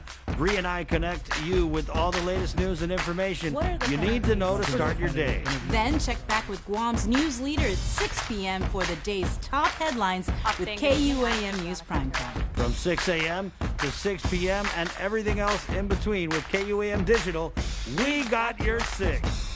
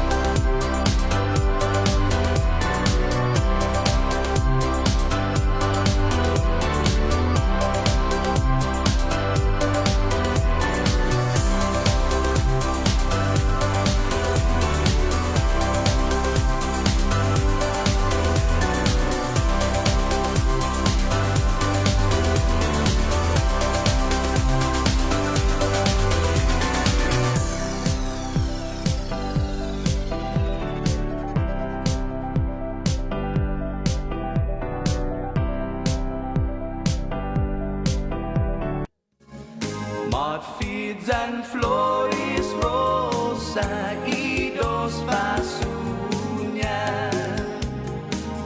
Magwaitan maata di atadobnya Upot kundilen inaiha. Wow, couple days away from Christmas Day, 7:38 on a Monday. It's The Link. We are back on the show here with a lot more guests, a lot more things to talk about here. Welcome to the show with your host, Sabrina Salas, Matt Tanani. Jason Salas here in the studio. And then in the Zoom room, we have Andy Wheeler. We're back to the show. And also in the Zoom room with Andy is Dr. Peter Lombard. Checking in with him. And I understand, Doc, you are part of the vaccination. Yeah, I got my vaccine on, I guess it was Thursday, and happy that I also was able to get 20 of my staff to go get vaccinated. That's about over 50% of our, well over 50% of our staff put their hand up. And in addition to that, we have 6 that had the actual infection over the past few months at different times. So our clinic is probably over 70%, at least once we're vaccine immune, we'll have over 70% of our staff having either the vaccine or the actual infection. And we hope we can get a couple others vaccinated over the next round or two. Mm-hmm. And so how are you feeling? How's your staff feeling since taking the vaccine last Thursday? Yeah, we're all communicating over the course of the first 2 days or so afterwards, and almost everybody said they had the sore arm. Classic, the same things everybody else has been saying, the sore arm. There were maybe 2 people that had like fatigue, and one person that had a fever or just for the first night. But so far, I haven't heard of anything more serious than that, other than what I've read in the news reports. Mm-hmm. And of course, I recommended that all of my staff take the vaccine, but I definitely I left it up to them. Vaccine hesitancy is a real thing, and I think if you're gonna shame people or really challenge them, I think you're going to do more harm, and having them dig their feet in even more, set the example. And then with time, hopefully they become more comfortable with more data. And, it's just incredible. This vaccine rollout is historic and unprecedented. And I think we're going to have tremendous numbers that will hopefully make people more comfortable and confident that this is a safe vaccine, because it's, having 2,000 to 3,000 people die every day from COVID. That's what you have to measure the risks of the vaccine against. And the sooner we can get more people vaccinated, the better. Mm-hmm. Can you take Doctor, I wanted to ask you, we get a lot of questions and concerns about pregnant women, wanting to become pregnant. Is that just lack of study for that group, or is there something in the vaccine that just, don't get it?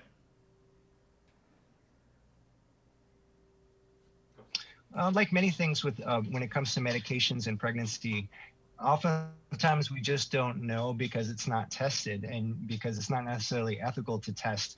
So there are patients that were in the vaccine trials that, they screened out for pregnancy, but some of them became pregnant or were pregnant but didn't know it, and they did fine. So that's the only hard data we have right now. But the American College of Gynecology, I believe, has recommended that you allow pregnant women to get the vaccine. And I know there's some data out there already just over the first 3 days of vaccination that many hundreds of pregnant women have had the vaccine. So we'll have pretty good data, at least short-term data on this. Of course, it's going to take a long time before these women come to term, have babies, and make sure that not only is the maternal health there, but the baby's health as well. Okay, so we're still learning these things as we go. There's a population that we know you're going to be fine, get the vaccine, but there's still, like on kids under 16 and the pregnant women, we just need to learn and get more data. I'm sorry, I lost you there for a second. Okay, sorry. It's just a matter of these studies and getting more data till we can make a determination. Yeah, that's it. We need to get more data. I think there's certainly we think older kids are like adults, and it would be very reasonable to assume that they're going to do fine with it. But until more data is available, and there are vaccine trial arms that haven't been reported yet that are ongoing where they do include kids. So that data will come out probably as well. And each vaccine, they have slightly different protocols in terms of who they include in their vaccine or not. So we'll see. But so far, very promising. I do, I recognize the mRNA vaccination technology is the new kid on the block. It's not one of the more tried and true methods, but it has been around for quite some time. And I think we're actually pretty fortunate that coronavirus happens to be a pretty good target of the mRNA vaccine. And maybe that's why previous vaccination attempts for different things hasn't worked out so well. But so far, it's looking good. I mean, we've got some of the brightest people in the world that are scrutinizing the data to make sure that it's safe. And they're going to call out anything that looks like a red flag to them. And I think that gives me a lot of confidence. So, Doc, I understand you have some new numbers. You've been crunching the numbers for us. I can go over a few slides with you if you guys want. Yes, please. I'm trying to screen share here. I think Jason's got me on. Oh, there you go. There we go. Okay, so I missed the part of your the earlier part of your show, so I'm not sure what was reviewed already with the governor's spokesperson there, but based on the report that came out last night, we're closest to 1,400 vaccinations in Guam. And curiously, it's less than 1% of the population, so it's not a huge chunk of the population. But at least we got the healthcare workers, the ones that are going to be on the front lines and potentially more at risk. And to be able to keep that population safe, if we do have another surge, and we won't have to have those people missing work or potentially affecting each other and other patients. So again, that's the rationale to try to get to the healthcare workers first. But of course, we do need to quickly roll this out to more vulnerable populations too. That 1,400 is about 20%, or maybe actually closer to 30% actually, of the total confirmed cases that we've had today, over 7,000. So I did read last night on a Bloomberg report that over 1.6 million people have been vaccinated worldwide. Sorry for the typo there. And in the US, over 200,000. So that gives you some idea of the scale of what's going on worldwide with these vaccinations. Big in the news over the past day, though, day or two, if you guys haven't seen this, there's a UK variant, possibly a strain. They're a little bit, the definitions can be a little bit particular, but it's normal for the virus to mutate. We've talked about this in the past. Most of those mutations are not serious. Most of them actually would lead to less virulence, because if the virus is more virulent, it's gonna burn itself out. We're gonna identify it sooner. So there is a variant that they've identified, which again, I'm very cautious when I review these things. But the people that I follow that I trust that are typically cautious, they're starting to pay a lot more attention to this too. And so much so that European countries, I think 4 of them now, have stopped flights from the UK because early data is showing that this variant is has an increased tendency to be transmitted from one person to another. And one figure I saw was potentially up to 70%, which has huge implication for this reproductive number that we like to see, less than 1, and they've been quoting 2.3-ish for the COVID, and it may increase it by 0.3 or 0.4 or more, which just would have a profound impact on how well our non-pharmacological interventions are able to control the transmission of this in the community. So this is going to be something very interesting to follow over the next few days. It's just amazing how they can get this data, because they're analyzing the genome of the virus as it comes in these new populations of people, and they're able to compare they're able to compare the genetic variation from previous versions to the current ones, and it's just phenomenal that we have this level of granularity. But the good news is, the current vaccines are very, very likely to be effective, even if there are some changes. But there are larger changes, which we call antigenic drifts, in which the surface proteins will be sufficiently altered that we will have somewhat decreased immunity to them with either the vaccination or a natural immune system. So, and that's the big problem with influenza and why we have to change the vaccine so drastically every year. The influenza virus has very easily can have this antigenic drift, which requires a total new formulation.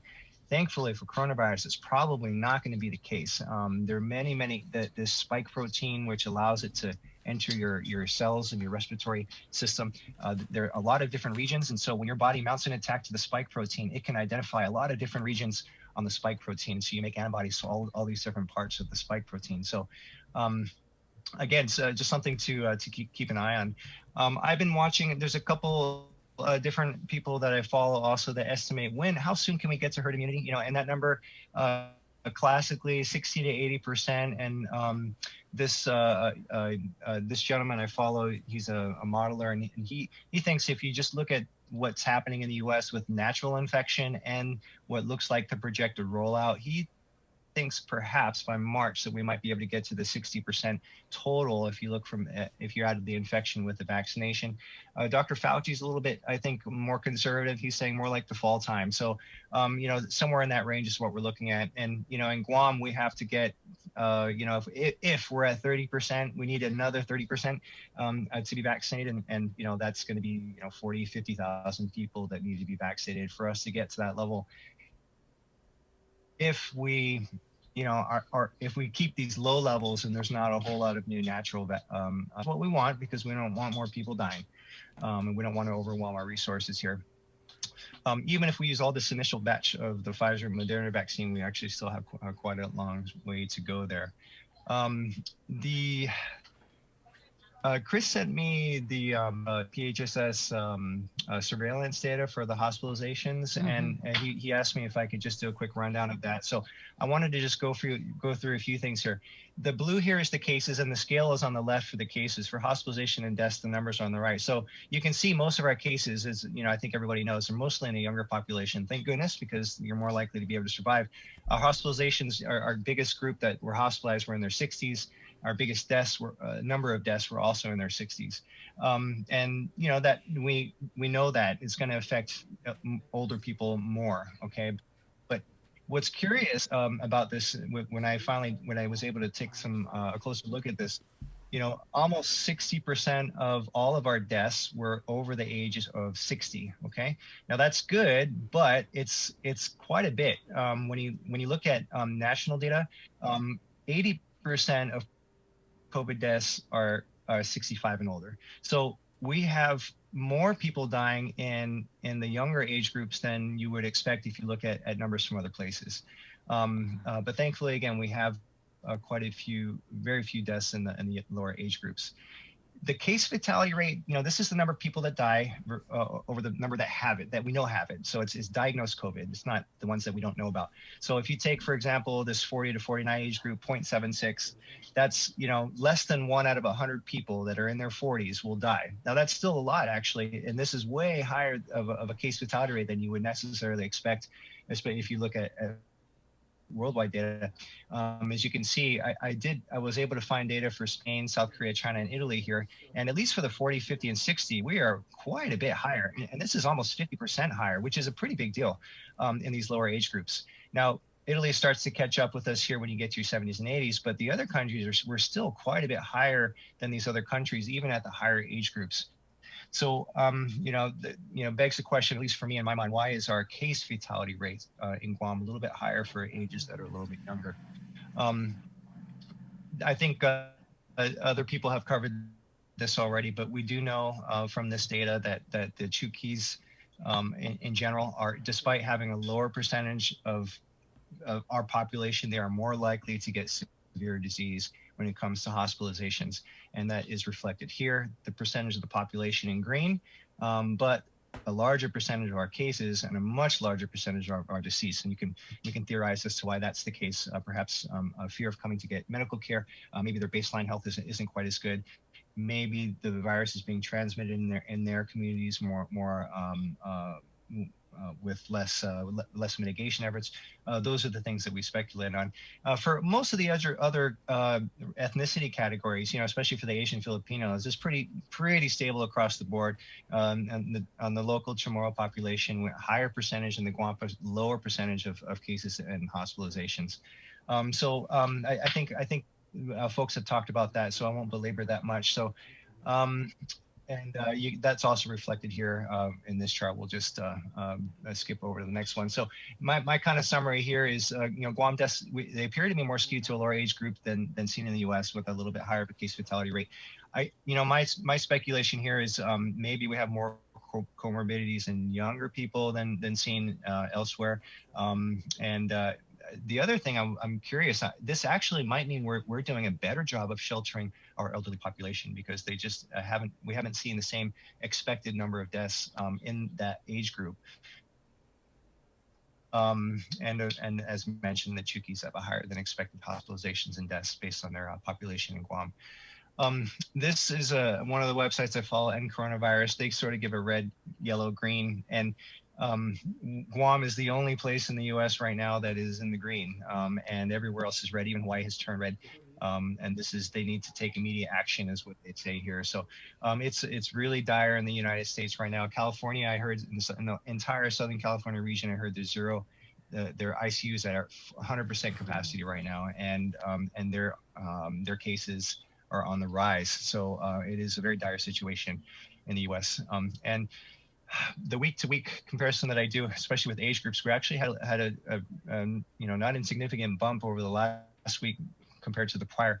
And in particular, if you look at the age over 60, we had 10 over the last week, and this is last week ending Friday, versus the week prior to that. So we need to watch this closely. Again, this just speaks to the fact that we need to continue doing what we're doing, what we have been doing over the last few months.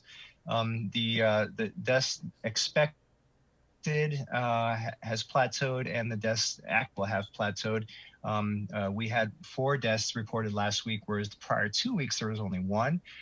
So that's but that's not unexpected based on the number of people we have in the ICU. We still have 7 in the ICU, and from what we know about ICU fatality rates, it's not going to be unreasonable to think we're certainly going to have some more deaths from there. But with our low numbers now, which I think we're getting down to the 15 to 20 cases per day, and we can keep of those that are infected if they're in the lower age groups, I don't think we're going to have a whole lot more, and there's a chance we don't have many more deaths at all for the rest of the year, which would be fantastic. The curve, you can see this just matches up with the CAR score. It matches with the JIC data. The case positivity, the test positivity is down. Daily average for 7 days is down. So, big take home for me here over the last few days is that we need to watch this UK variant. We need to encourage people in a very reassuring way to get vaccinated, and I think leading by example and by showing people, by sharing good quality data with them about the safety of the vaccine. And, we really have to be comparing the risks of the vaccination with what we're seeing every day in the U.S. Worldwide, there's like 10,000 people that die every day. 10,000 people die of COVID every single day. And there's been over 10 million deaths 1 million deaths worldwide to date. So this is this is an epidemic, and let's hope that this variant that's is not something more serious, and let's hope that when you talk about these mutations as well, I guess the last point here, we know it's normal for the virus to mutate, and the more virus that's out there, the more mutations that are going to happen. And so the sooner we can suppress the overall prevalence of this virus in the world, the less chances the virus is going to have to mutate to a degree, or in a manner that's going to be more detrimental to our ability to fight it off.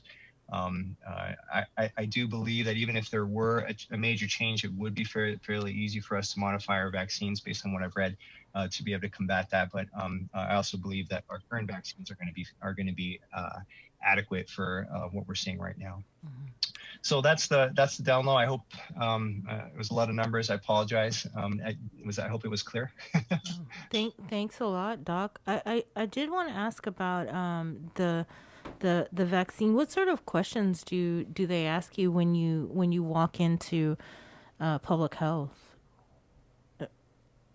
Well, they'll ask you about severe allergic reactions. They'll ask you about major chronic illnesses. They'll ask you if you've had the actual COVID infection recently, or if you have been exposed to anybody with a known COVID infection recently. So they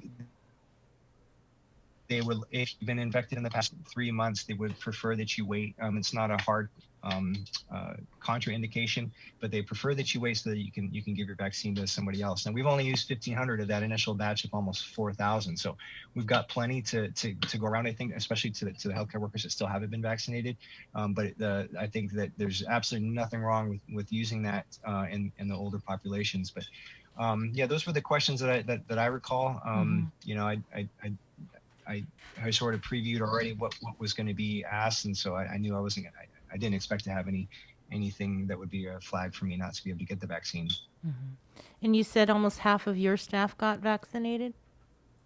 Well over half. And with the folks that have actually had the infection, we're probably at over 70%. Now, I've heard of a lot of hesitancy even within other clinics and other healthcare providers even. And, you know, I don't know what can be done about that other than just time and reassurance, and them being able to every person has to make this decision for themselves. They have to be comfortable with it. It has to make sense in their mind.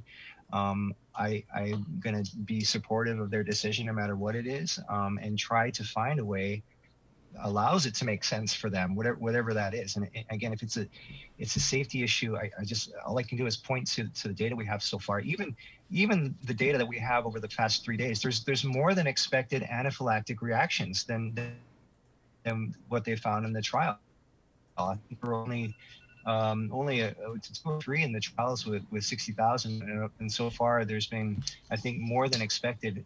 But you know, we knew there were going to be adverse reactions like this. We knew there were going to be anaphylaxis in some people that have an allergy to the components of the virus, and we were prepared for it. And it's one of the things that our emergency medical personnel are adequately trained for, and we're looking for it. Nobody's died of this so far. And again, you have to compare these risks, which are very, very low, to 10,000 people dying every day of COVID. We have to, I mean, to me, it's like, it's such a mountain of a difference in risk and morbidity to the world. That's for me. But, you know, again, everybody has to be comfortable with this. It has to make sense in their own heads before they're going to be comfortable going through with it. But even I think all the providers and healthcare workers that have had the vaccine posting videos and sharing their experiences, hopefully that's going to help some people, again, sort of justify this in their own minds. Doctor, we hear a lot about that allergic reaction. And just to clarify, the ingredient in the vaccine that is causing that reaction is a fairly common allergic reaction for a lot of people, you know, medicine and whatnot. So for most people, this is probably a known allergy. At least their doctor knows about it, correct? I don't know that I would say it's known for most people if they have an allergy to this. It's actually probably unlikely that they've ever had a medicine before that had this component in it, because it's not in a lot of medicines. It's in there's an FDA list that I found that showed all the different things that have this little component of the vaccine, and I don't think a whole lot of people would have known about this in advance. So you know, that part I don't think that we can necessarily screen out for that if they haven't been exposed to these medicines in the past. All right, thanks a lot, Doc. I think he's frozen. Oh. You're welcome. All right. Merry Christmas. You're welcome. Thanks for having me again. All right. Always. Merry Christmas Merry and Christmas. Happy New Year. Merry Christmas, Dot. Bye-bye. Take care, guys. Take care.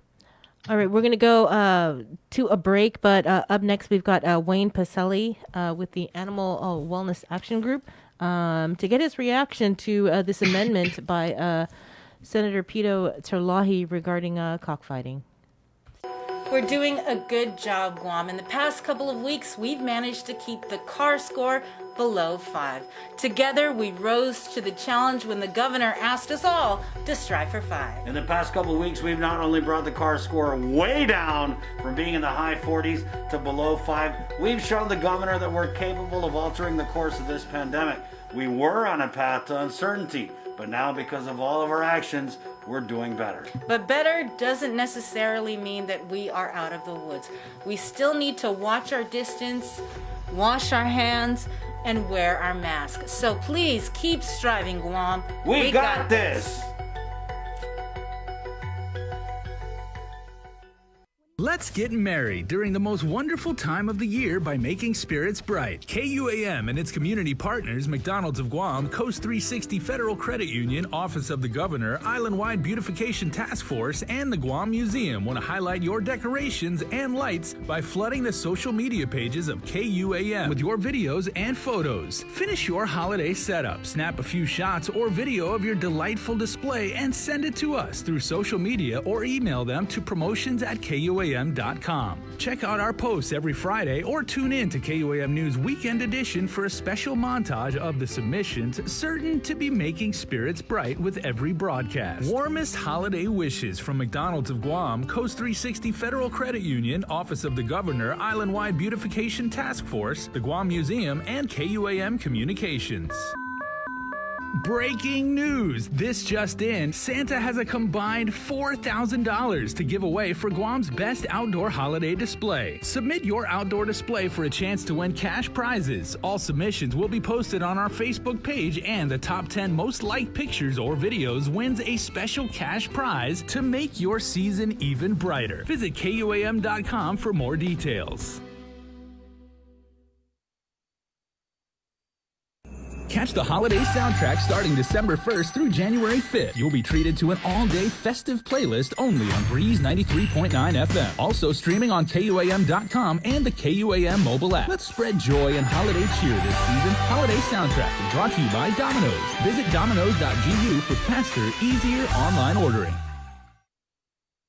GU Self-Storage, conveniently located near the Harmon McDonald's. We offer affordable rates, online payments, and auto bill pay for your convenience. Plus gate access daily from 6 a.m. to 9 p.m. Call us today at 648-7867 for more information. We got your 6 at 6 a.m. with the link on Breeze 93.9 FM. Bree and I connect you with all the latest news and information you need to know to start your day. Then check back with Guam's news leader at 6 p.m. for the day's top headlines with KUAM News Primetime. From 6 a.m. to 6 p.m. and everything else in between with KUAM Digital, we got your 6.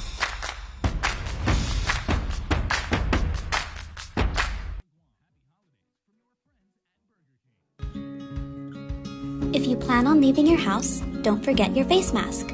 Along with hand washing and social distancing, wearing face masks can drastically reduce your risk of infection. Many people who catch COVID-19 can be contagious before they even start showing symptoms. The more people who use face masks, the less the virus can be transmitted and fewer individuals are exposed. When we both wear face masks, I protect you, you protect me, and we are both safe.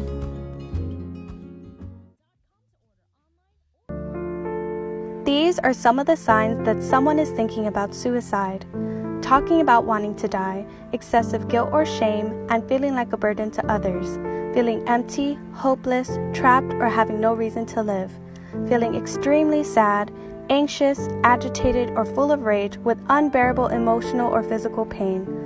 Other signs include changing behavior such as making a plan or researching ways to die, withdrawing from friends or saying goodbye, giving away important items or making a will, taking dangerous risks such as driving extremely fast, displaying extreme mood swings, eating or sleeping more or less, and using drugs or alcohol more often.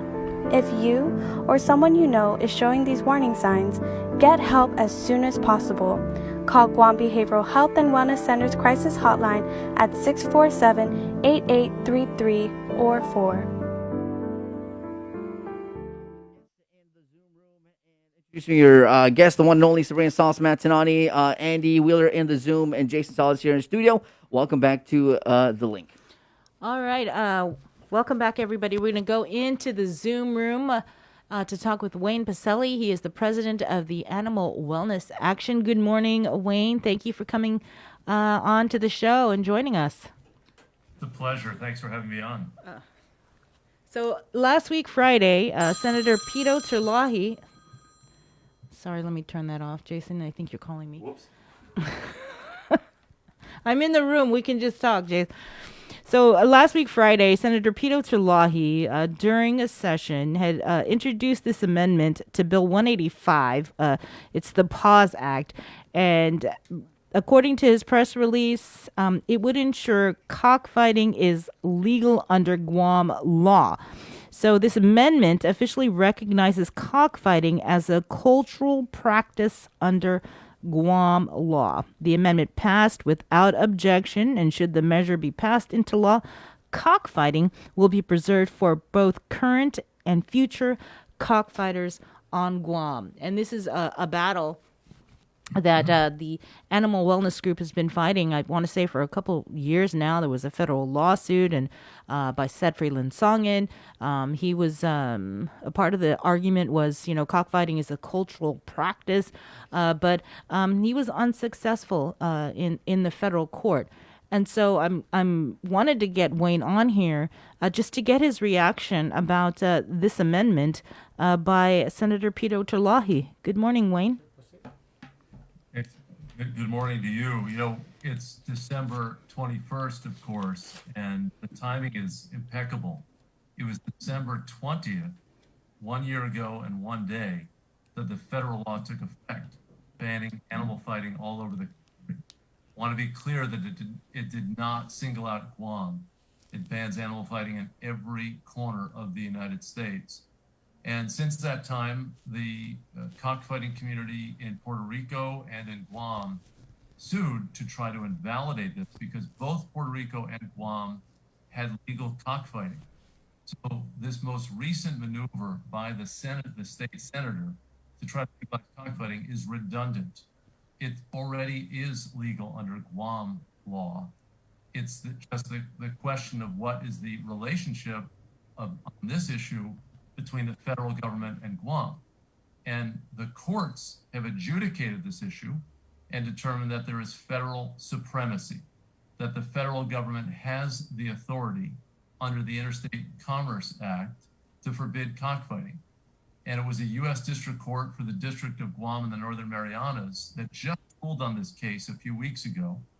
And there was a similar case preceding that by a few, about a year ago, in the U.S. District Court for the District of Puerto Rico in San Juan that ruled the same way. Both cases have been appealed to federal appellate courts, the Guam case to the Ninth Circuit and the Puerto Rico case to the First Circuit. There have been a whole series of challenges by U.S.-based cockfighters against this federal law preceding this latest set of amendments that made it very clear that all federal prohibitions against animal fighting, so the fighting itself, the transport of the animals, the sale of the fighting weapons, being a spectator, many of those things were previously illegal under federal law. What the amendment that took effect 1 year ago, 1 year and 1 day ago did is said that all of those prohibitions apply everywhere in the United States. So I think this is just posturing by the senator.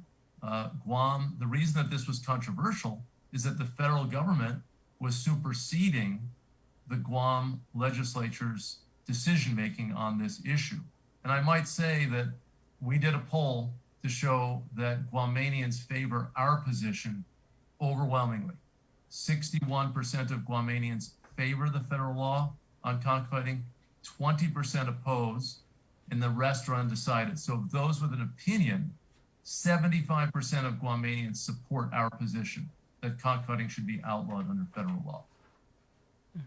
You heard about this through local media, and you were talking to me during the break that you spoke with your friends over at Guam Animals in Need GAIN regarding this. And so what can you tell us a little bit about the conversations you had?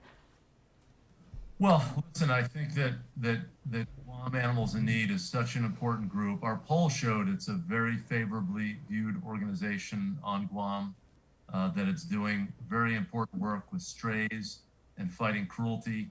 Sadly, I'm getting many reports of acts of malicious cruelty. Guam used to have 20 animal control officers, now it's down to 2. We are constantly, because of our visibility on the cockfighting issue at Animal Wellness Action, get people who write to us through our website and other channels saying, hey, what can we do about cruelty? The PAWS Act that has been kicking around in the legislature, that is the one that I believe was the subject of this pro-cockfighting amendment, is a very important law very important proposal to upgrade Guam's anti-cruelty law, to strengthen penalties, to outlaw bestiality. There are a few states and territories that still do not outlaw bestiality. And I just hope that this sideshow over cockfighting and this amendment does not derail an important law. Our poll that showed 3/4 of Guamanians with a strong feeling against cockfighting, 95% of Guamanians wanted to strengthen the anti-cruelty law on the island. 95%. This is a consensus position, and I hope that law passes very soon and that Governor Guerrero signs it, because it's long overdue on Guam. You say sideshow, you say this is redundant. For Senator Peter Terlahi, though, for him, it may be that he's relentless because he truly does believe, as well as several other residents on Guam believe, that cockfighting is a cultural practice. And so what would you say in response? Well, I think you're right. I think he does feel strongly about it. I think there are a number of Guamanians who are practitioners of cockfighting who feel very strongly about it. And frankly, that's true throughout the United States. There are a bunch of cockfighters in Oklahoma, Alabama, Kentucky, Tennessee, Louisiana, California, who feel very strongly. They think it's their God-given right. They also say it's a cultural right. And frankly, I've been involved in this issue for many years. I led 3 statewide ballot initiatives where citizen initiatives were on the ballot because state legislatures refused to ban cockfighting. They too were being cowed by the cockfighting community. We did ballot measures in Missouri, Oklahoma, and Arizona. They were 3 of the last 5 states to outlaw cockfighting not too long ago. And there were 2 other states that had it legal, New Mexico and Louisiana. We heard this same argument. We heard Cajuns, who are a pretty distinct group in Southwest Louisiana, say it was their cultural right. We had Latinos in New Mexico say it was their cultural right. We had white rural people in Oklahoma say it's their cultural right. This is the argument that's everywhere. And cockfighting was a global activity. It started back in the days of the Romans, more than 2,000 years ago. It spread all over the world as the Roman Empire spread, and then as people fanned out across the world. It has been practiced, of course, in the Philippines and Vietnam and other Asian countries, but all over the world. It's a matter of animal cruelty. I mean, the practice of dogfighting is also invoked as a cultural right by people. And the United States has looked at this issue. There is state authority to ban it. There is territorial authority to ban it. And there's federal authority to ban it. Every single court case that has been decided on this issue has gone in favor of the government's authority to stop cockfighting. Maybe they'll prevail in some future case, but thus far it's been unanimous. Case after case after case has gone in favor. And you can make a cultural argument for anything. I mean, you can say that foot binding is a cultural activity. You can say dueling is a cultural activity. You could say bullfighting in terms of animal cruelty is a cultural activity. I mean, this has been around for a long time, so of course people feel passionate about it, but there's nothing in our Constitution that says you have a cultural right to cockfight. We do have a right to free speech, so no one is attempting to suppress their expression of support of cockfighting. You know, we do have a Second Amendment that's controversial that relates to the right to bear arms. People have different opinions about that, but there's nothing in our Constitution that talks about cockfighting. The Congress overwhelmingly banned the activity. There is not one lawmaker in the U.S. Senate or the U.S. House of Representatives, other than the delegates, who are objecting to this law, to my knowledge. Not one. Not one has signed on to a bill to repeal this federal law to ban animal fighting everywhere. And again, what's most important to me is that the people of Guam support us. When I went to Guam a year ago, I went to the Dome, which was the cockfighting venue. I went to a cockfight there. And, you know, I talked to people throughout Guam. Yes, there's a core of people who are passionate about this. I get it. They care about it. They don't think anything's wrong with it. They have their justifications and rationalizations for it. But most people in Guam think, it's time to end this practice. And we are happy to align ourselves with those Guamanians.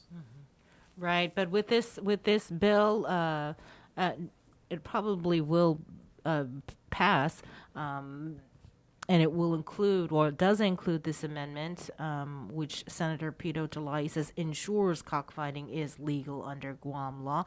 That dome that you referred to could be active once again. And really, what can your organization do? I mean, I don't believe it's a priority for local law enforcement officials. Yeah, it's really not. We've never really argued that the Guam Police Department or other law enforcement have primary responsibility. This is a federal law, and there's a federal law enforcement presence in the United States. You know, that's in the form of many different agencies. It's, of course, the Federal Bureau of Investigation. The Treasury Department has law enforcement officials. The Department of Homeland Security has folks. There's the U.S. Marshals. But even the United States Department of Agriculture has a law enforcement arm. There are United States attorneys. There's a United States attorney for the District of Guam. All of the United States attorneys are there to enforce our federal laws. And, you know, we never expected Guam PD to be involved. I would, they would not undermine federal authority. And I would hope that folks who are operating the Dome or who are involved understand that it's a felony level penalty. I want to make it clear to your listeners. It's up to 5 years in prison and $250,000 fine for every violation. If you have 100 birds and you're fighting them, you can have 100 counts against you. 100 times 5 is 500 years in jail. It is just not worth the penalty. It is not worth the risk. There are cases across the United States that are being made against cockfighters. The United States busted a whole ring in southern Georgia recently. They had a major cockfighting operator who had been selling to Guam in California. It's not a small matter. And people may believe very fervently that cockfighting is okay. They may think it's a cultural right. But as a legal matter, it's clear. Guam does not have the authority to supersede federal authority on this issue. And I love that cat who just walked across the screen. That's fabulous. My guest on the show. Yes, yes. It could happen to me at any point with my 2 cats. I'm a dog lover, so. All right. I've got one of those too. Well, Mr. Pacelli, thank you so much. So at the end of the day, in your mind, this amendment in the PAWS Act really is, I guess, you could say, just for show, and federal law trumps local law? Yeah, I think it's clear. And I don't think that this is new ground. I mean, Guam had already affirmed as a legislative matter its support for cockfighting. This was big news a year ago, December 20th, 2019, when the federal law took effect. It had a 1-year delayed provision. We passed it at the end of 2018. there was 1 year so Guam and the other cockfighters in the territories could phase out of the activity. We think they should have by then. They should not even consider the idea of resuming the activity now. And I just want to say for your listeners, we're talking about staged fights between animals for amusement and for gambling.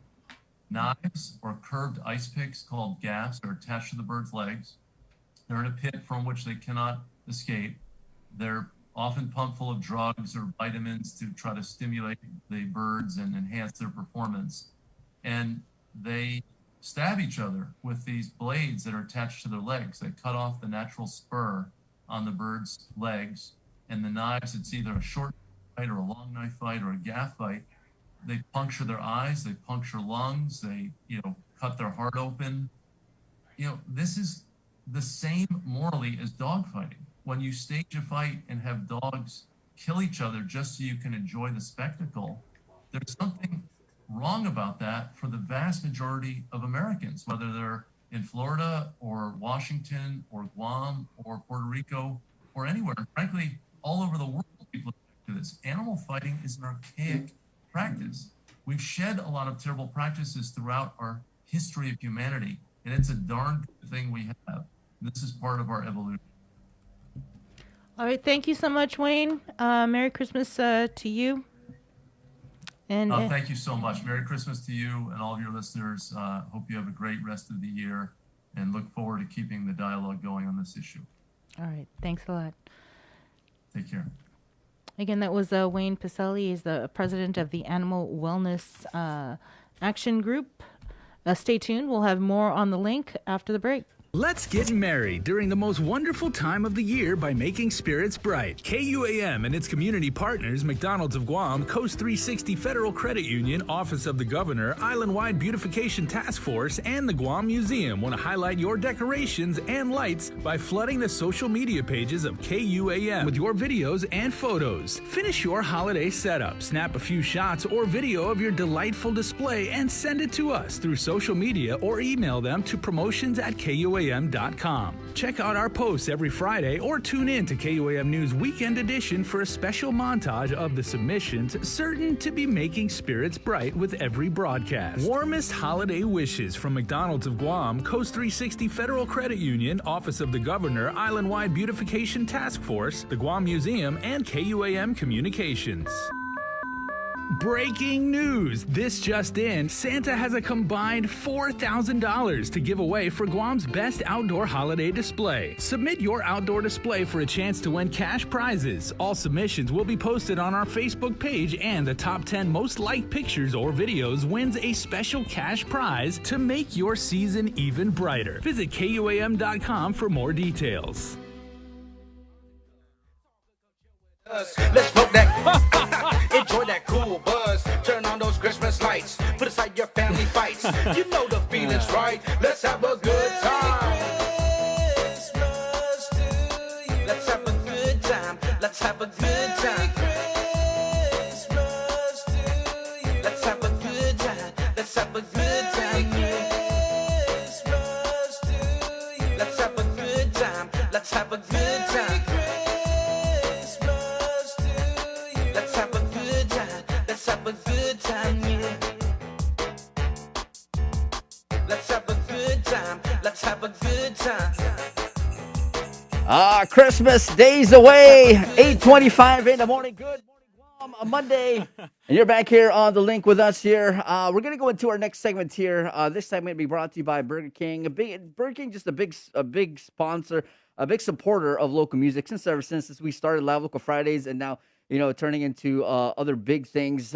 We have here, they sponsored this segment called Cover Me, where we bring on our local artists here in Guam, share the platform with them as they share their talent with us through music. And with some Christmas music, we have here your Cover Me artist for today. And we got to throw to Masaya Hoffa, Eric, and the boys with such an awesome cover of this jam. It's not a cover. It's actually his original song called Christmas Time. So here it is with your Cover Me. Here's Masaya Hoffa.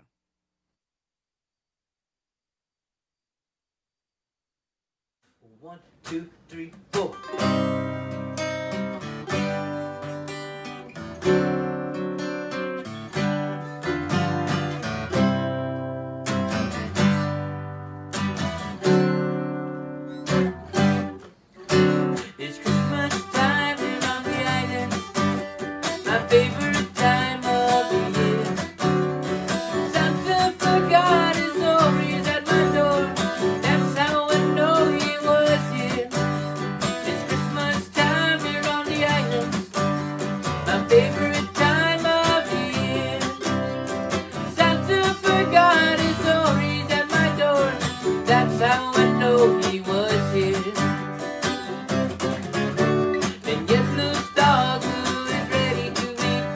the blessed setup ready to sing. Van Mortu and Hengi, Santa evening Nago.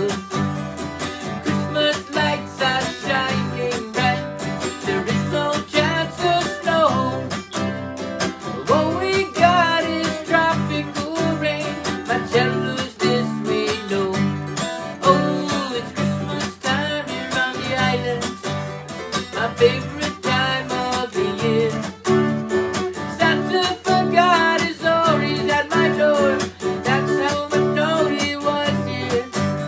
It's Christmas time here on the islands. My favorite time of the year. Santa forgot his Ories at my door. That's how I know he was here. Santa was cruising on his caravan car. The island's his last stop. He hangs out here throughout the year. It's his winter vacation spot.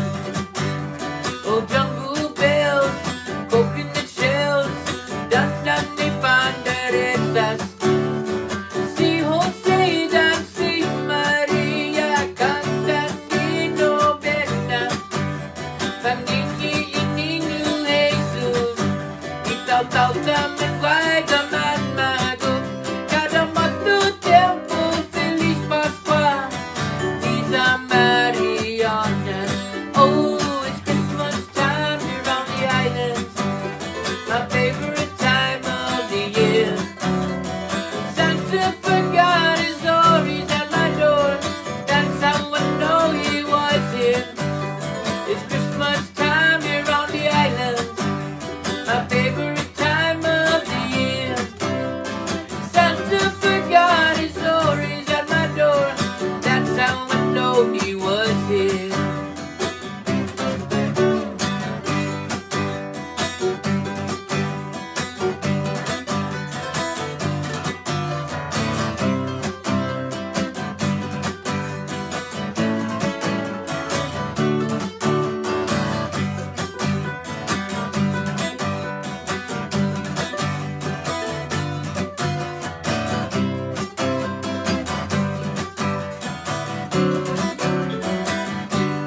Oh, it's Christmas time here on the islands.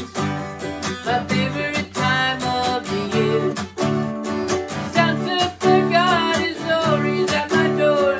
That's how I know he was here. It's Christmas time here on the islands. My favorite time of the year. Santa forgot his Ories at my door. That's how I know he was here.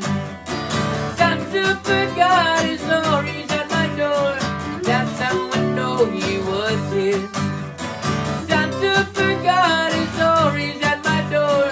That's how I know he was here.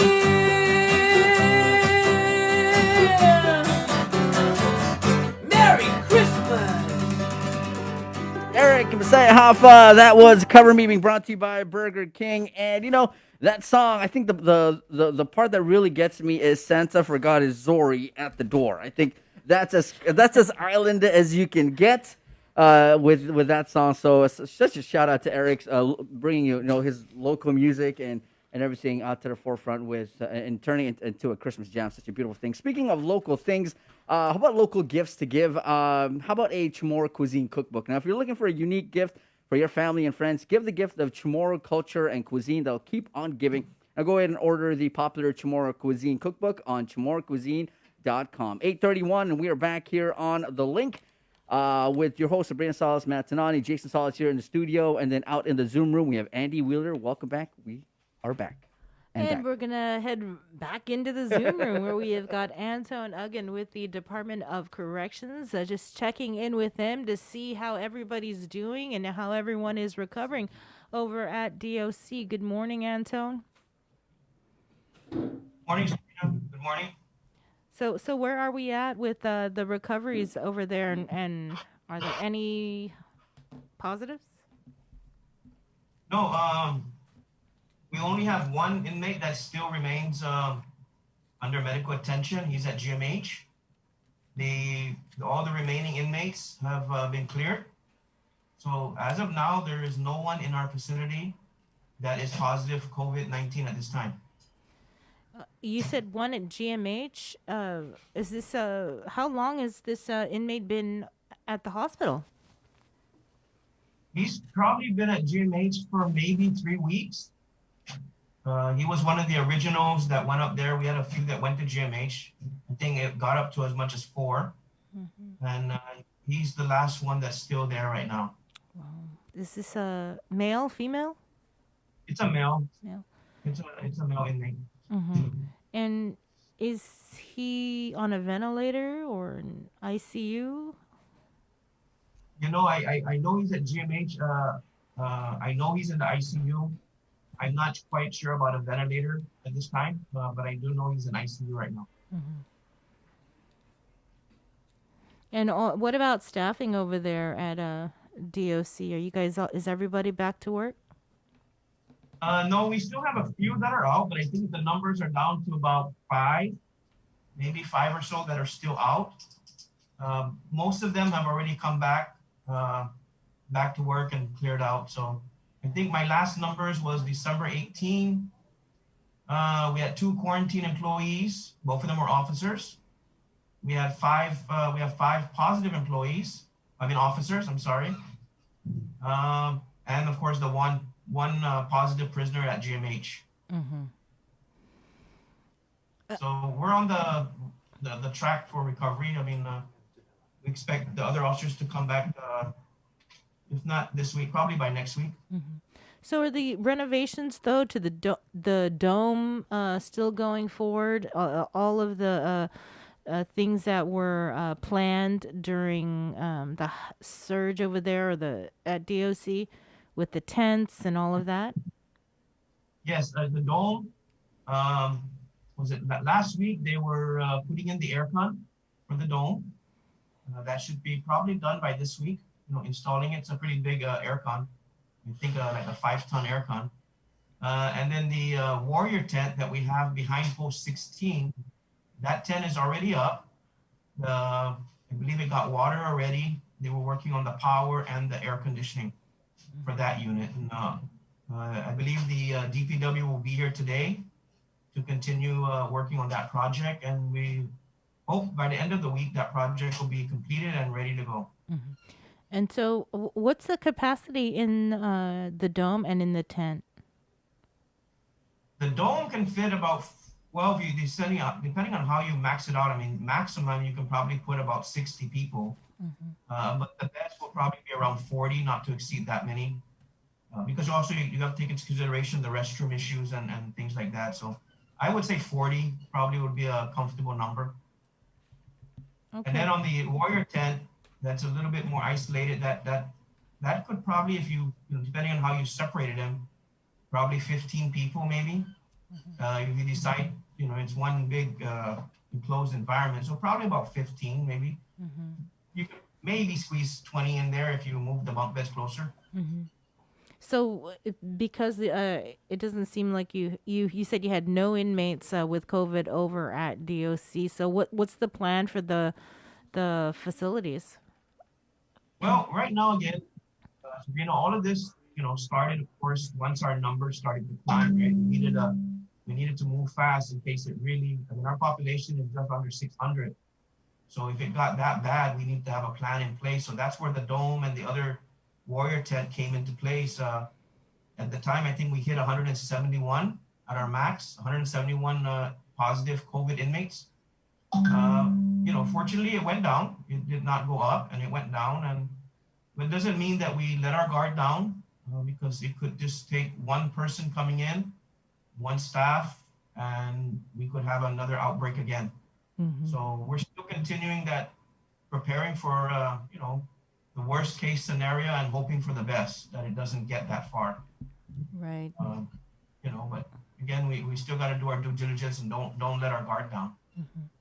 And speaking of plans, it's something, even at the start of this, the pandemic or at the beginning of the pandemic. You did do interviews here on our show when we had Containing COVID, and you also did interviews with Adriana Cotero in terms of the plans for the Department of Corrections on what would happen if there were positive cases over at DOC. And unfortunately, there was a cluster at the Department of Corrections in Manguilao.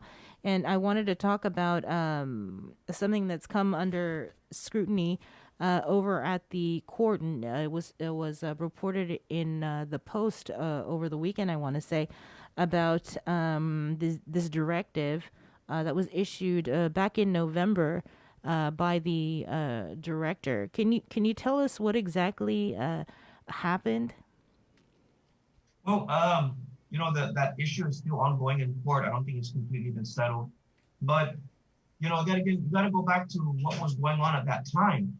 That was in November when we were having 171 people and a good majority, I think almost 50 of our staff out. And so the situation at the time was pretty bad, and we anticipated it to get worse. And so we had to come up with, the director and management had to come up with some way to ensure that the prisoners that we can find, are the most threat to the community. As you know, we were getting sometimes, smaller offenses coming in, and we didn't have the capability or we didn't have a plan for testing them. And so, of course, the director had to make decisions to minimize the potential of COVID getting into our facility. And now, since that November memo came out, we were able to do testing now outside. We've made arrangements for that at the GMH and other areas. And, again, we were able to ensure, stop the COVID, I guess, from spreading. And now we're back down to zero. And so those are the things going on at the time. Those directives were issued. And like everything else, we're a organization that we continue to adapt based on the daily reports on what happens. And so I can't speak to the specific case again that's going on last week with the order to show cause, because that's still ongoing. It's not done yet. We still have to go before the Judge Sokola for other issues regarding that. But, again, we did the best we can based on what's going on in here. We're the one who boots to the ground in here, knowing what's going on in our prison. And so we have to make those command decisions at times, as uncomfortable as it may be for some. We have to do it. And, it turns out it was possibly the right thing to do. I mean, look at us. We're back up here now to where we're zero, and we've got to just maintain that and hope that this COVID does not come back into our facility again. We could have a worse situation. So what's changed? Because I'm looking at this memo from November 19th, effective immediately. Acceptance of arrest confinement shall be restricted only to the most severe type of crimes, violent crimes like homicides, aggravated murder, other felony crimes that might be considered by a reasonable person to be a public safety high-risk offense, and then a family violence, which is mandated by statute. All other arrests that are nonviolent and a low risk to public safety shall be rejected. And so that was in November. What's changed since then? Well, the director has issued another one where we added the warrants. Warrant to be accepted. That's where the issue was regarding last week of the warrant. So now, we've corrected that, and now, we're just going to move forward from there. Mm-hmm. Do we know how many, arrestees have been rejected?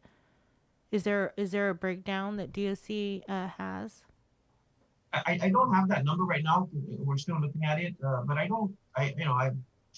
suspect it may have only been 2 or 3. At the most, but I don't have the exact numbers. I would have to look further into that. Mm-hmm. And when you say 2 or 3, you're just talking about the Judiciary of Guam warrants. I'm talking about the other crimes that are... No, I mean, most of the crimes, we have been accepting them, Sabrina. Again, sometimes we get You know, and I don't have the numbers in front of me, but sometimes we were getting, you know, DUI with no seatbelt. I mean, they book and confine, right? And so those are the things the director was talking about. These things can be booked and released, but they were being booked and confined. And at the time, again, COVID was really, you know, rampant in our prison. And so we had to do what we needed to do to try to stop it and to not infect other people. And so those are the decisions made. But, you know, our doors, again, regardless, you know, we will take, you know, the like on the family violence, the more violent offenses. It was just the smaller ones that we were really concerned about. Do they really need to be confined? That was our question. Do they really need to be confined? Because it seems that the mentality here is just lock everybody up, regardless. Just get them off the street and put them all into DOC, and then let DOC figure the rest out, you know? And so we had to make a decision, you know? And I think this opened a lot of people's eyes, because we really need to look at the entire criminal justice system and what we're doing. I mean, really, do we really gotta lock all these people up? There's gotta be other avenues than just putting them in the prison and having taxpayers take care of them. Especially when the condition of our prison. We don't have a modern prison. You know, we're really overcrowded. We're understaffed, right? And we just got to try to do our best. But you know, most people don't want that. They just want to lock them up and forget about them and let DOC figure the rest out as we go along. And so we cannot be doing that no more. We need to sit down and take a look at the entire system and what we're doing and how to make it better, so that, you know, we're not just putting people in jail for the sake of putting them in jail. You know, so. And I remember, Antone, right before you came down with COVID, and we had the conversation about the outbreak over at DOC. You were mentioning that it was an arrestee that actually kind of led to those first few officers that had contracted COVID. Do you remember that? Yes, it was around October 29. We had an arrestee come in. He did not show any symptoms at the time. He had no symptoms. And a day or two later, he started showing symptoms. Then we had officers in Naganya start testing positive. They started having symptoms. We moved them to our quarantine unit. You know, and I think within a day or two of him being here, he was actually released and put at the quarantine unit outside, right, at Guam Behavioral. But just the 2 days that he was here, it kind of started what started happening with the COVID. And you know, maybe if that gentleman had not been here, we don't know what would happen. I can't say that, but that's what started it. That was day one for us, and it kind of just went out of control after that, and we were able to stop it again, you know. But those are the things the director's talking about. Those are things that we're talking about. Is there other ways to deal with these guys, especially in a situation where we're, you know, this COVID-19 is just very unpredictable. Then it spread to the female unit, and it just went everywhere. And even, you know, you were talking about the possibility of public health allowing you guys to do the rapid testing before these arrestees, pretrial detainees, or, you know, are brought in to DOC. And yet we see the Guam Police Department, they were trained by public health on how to use the Binax Now and how to, I think they got the rapid ID. What about DOC? We are next. You know, GPD's first. We are next. Possibly, I think next week. We are going to be sending our staff, or they're going to be coming here to train. I don't know how they're going to set it up, but we will be training our staff to go ahead and do the testing too. But again, you know, the reason why GPD, of course, is because they're the frontliners. They're the first ones to come in contact with these people that out there that might be positive. So that's why they were first. We're going to be second. We don't have the testing machine here yet, but there is plans to test our staff to be able to administer the test too. Okay. Whether it's this week or next week, I'm not sure on the timeline at this time. What about, is DOC in line for vaccination? Have you guys been surveyed? Yes, we do have a list of officers that went out last week. I believe we are in phase 2. That's where we're lumped into. There's phase 1 going on right now. I believe phase 2 would be DOC, the officers and stuff. I haven't heard much about the inmate population when we may be doing that. That probably will be down the road, maybe once more vaccines are available. But I mean, DOC is in the radar to get the COVID vaccine. So we would just need to wait our turn. How about incoming? How's that going? So the incoming, we started last week. So for the Manila prison, we had about 145 prisoners receive incoming. We're doing, that was about 9 units. So we're finishing it up this week. By Thursday, every unit would have been afforded an opportunity to have incoming dropped off. Any incidents of contraband? No, not at this time. I mean, they're being searched, they're being sanitized. It's a pretty fluid process. The vehicles come in, they don't get out of the vehicle. They hand the merchandise to the officers. The officers verify it quickly, put it in an area, and then we go back and sanitize it and do a more thorough inspection before we deliver it to the housing units. And so that process has worked quite well. Agana is also receiving incoming. Theirs is a little bit easier because they have a smaller population down there, but so far it's been good. We have some inmates, that only are receiving personal hygiene, and others inmates receiving a little bit more popcorn and some snacks. And the reason for that is we have some units that when we do shakedowns and things like that, we find contraband and some other things they're not supposed to be doing. So they've been restricted to certain things, but we don't deny anybody their personal hygiene. And so everyone is getting that. But we have a few units like post 5 and 18 that they were only allowed to get personal hygiene, no snacks, no other things. And that again is because due to, results of shakedowns and other incidents happening in the unit. What about how's the staff doing over there? Are they getting days off? Well, yes, we've gone back to that. They're getting at least 1 day off. Some might be getting 2, depending on they have a family, things to take care of. But everybody is afforded a day off.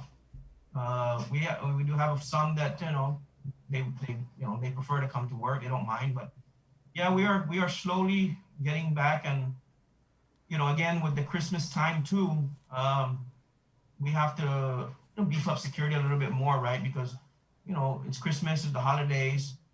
We have inmates that are they may be a little I want to say depressed, but it's the holidays, right? So they can't be with their family. There's been no visitation, and so we have to just make sure we put extra manpower on some of these housing units to deal with some of the the challenges that may come during holidays. We've beefed up our shakedowns, and that's standard. Looking for homemade brew and other things within the housing unit. So I think morale is pretty good. I mean, they are working on getting their overtime paid, and there should be some overtime going out this week. COVID pay, I believe we're up to date to about, I think, the end of September, right? And there'll be some COVID pay coming out this week. So I think, considering the circumstances, they're doing pretty well. I like the way you said that we're up to date with COVID pay. We're up to September. Well, I mean, it takes time, because the COVID pay is a separate system, right? So it requires a different timesheet. There's a different process on how they're processing it. Our staff have to key it in on a separate timesheet. Then it's got to go to DOA. Then it has to be rekeyed into the system. So there's a lot of moving parts there to get that pay out, because it is coming from a federal, a different funding source than our local budget. All right, Anton. And I think that's entire of the GovGuam. Uh-huh. All right, Anton. Anything else going on? No, that's pretty much where we're at for now. All right. Well, thank you so much for coming on. Merry Christmas to you and everybody over there at DOC. Thank you. Okay. Take care. Hey guys, have a nice day. You too. All right. Up next, we're going to be going to check in with the Department of Public Health, Janella Carrera. They are doing so many things over at Public Health aside from the arrival of the vaccine, and then they're starting community testing in about 8 minutes. So we're going to take a quick break, and we'll be back with Janella. Catch the GU Self-Storage, conveniently located near the Harmon McDonald's. We offer affordable rates, online payments, and auto bill pay for your convenience. Plus gate access daily from 6 a.m. to 9 p.m. Call us today at 648-7867 for more information. We're doing a good job, Guam. In the past couple of weeks, we've managed to keep the CAR score below 5. Together, we rose to the challenge when the governor asked us all to strive for 5. In the past couple of weeks, we've not only brought the CAR score way down from being in the high 40s to below 5, we've shown the governor that we're capable of altering the course of this pandemic. We were on a path to uncertainty, but now because of all of our actions, we're doing better. But better doesn't necessarily mean that we are out of the woods. We still need to watch our distance, wash our hands, and wear our masks. So please keep striving, Guam. We got this. GU Self-Storage, conveniently located near the Harmon McDonald's. We offer affordable rates, online payments, and auto bill pay for your convenience. Plus gate access daily from 6 a.m. to 9 p.m. Call us today at 648-7867 for more information.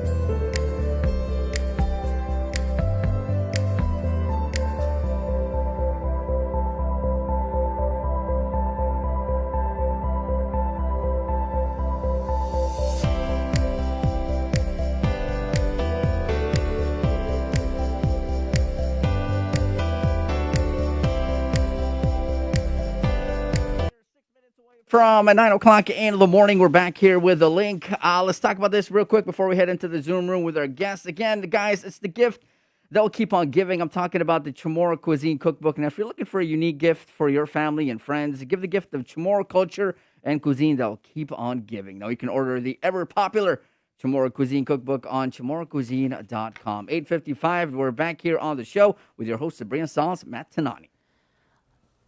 And we're going to head into the Zoom room where we have Public Health Public Information Officer, Janella Carrera. I believe she's over at Micronesia Mall where they're resuming community mass testing, I think. But we'll hear it from her directly. Good morning, Janella. Hi, good morning. Good morning, Bree. Good morning. Good morning, Andy. Good morning, Jason. Are you at the Micronesia Mall? Yes, I am at Micronesia Mall right now. We're about 5 minutes away from opening up our lines for our the resumption of our community mass testing. Mm-hmm. Are people already starting to line up?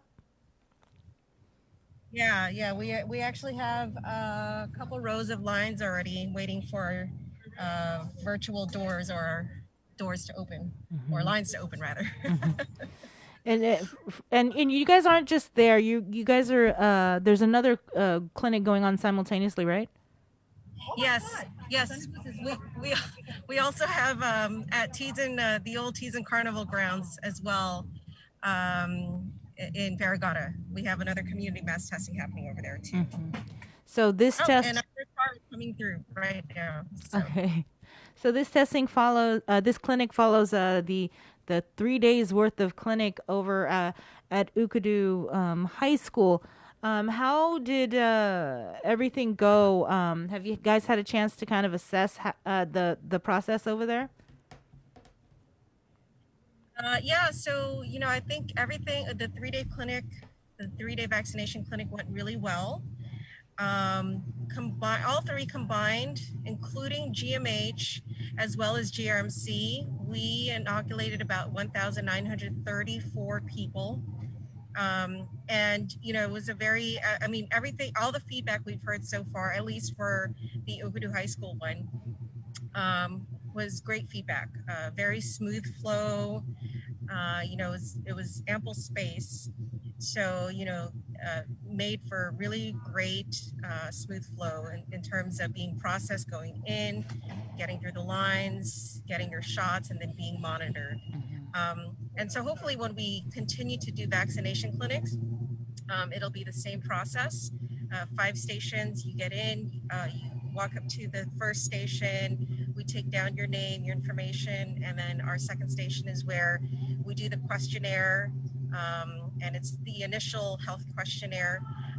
And then station 3 is where we kind of go into more details as far as any history, medical history, medical background. And if you pass all those 3 stations, then we go to station 4, which is where you'll get your shot. And then station 5 is where you'll be monitored for about 15 to 30 minutes. And then you go on home or you go back to work. And everything's done. So far, everything was very smooth going. We did, as KUAM reported, we did have the 3 reactions to the vaccine, which we are reporting to the adverse reporting system. But other than that, everything was pretty smooth. No complaints, pretty successful. Other than the 3, were there any other adverse reaction? No other reactions that were reported. Everything so far were pretty normal reactions, just mild injection site pain, maybe some who reported some mild headaches, but nothing like the 3 that were reported. What about the woman that was sent over to GRMC? How is she? After the woman was transported to the hospital, at that point, she's in the hands and then in the care of the hospital, and the follow-up would happen there. And really, it would be for patient privacy concerns. So the status of the woman would be, it would be for GRM. Follow-up would occur there. Okay, all right. So we got the release about the Pfizer vaccines, the arrivals from Saturday, and there was an issue with one of the, I guess, batches or boxes. Do you have any update? Have you guys heard from the feds about if they're okay to use? Yeah, so we are waiting to hear from them, which would be their Monday, our Tuesday.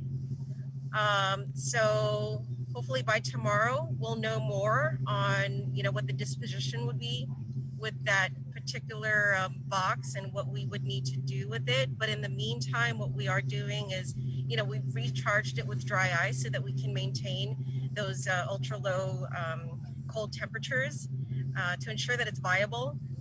So that if the manufacturer determines that it's still, viable and in good condition to be able to use it, then, it maintains those temperatures. And again, the absence of that green light, that green color, doesn't necessarily mean that it's not in good condition. There could be a number of factors that it didn't have that green light or that green color.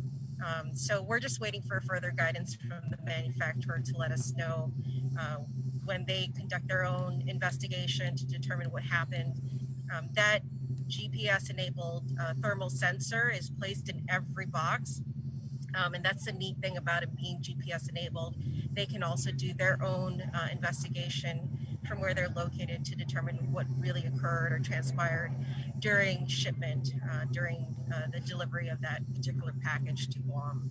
So we'll wait further guidance from them to determine what we need to do with the box, with the package.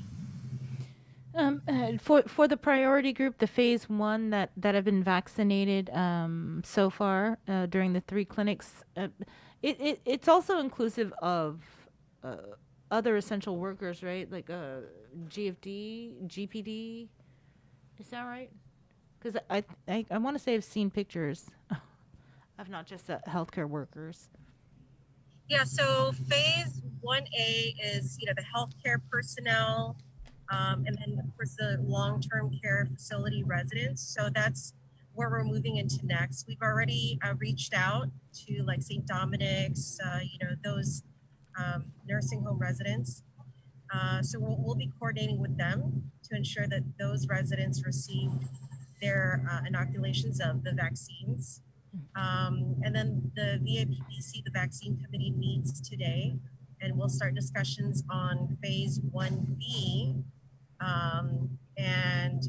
I believe that that's where like GPD falls in, those essential government workers, and even like the non-government workers, but they ensure the continuity of services run. So like, for example, telecommunication companies, critical infrastructure workers.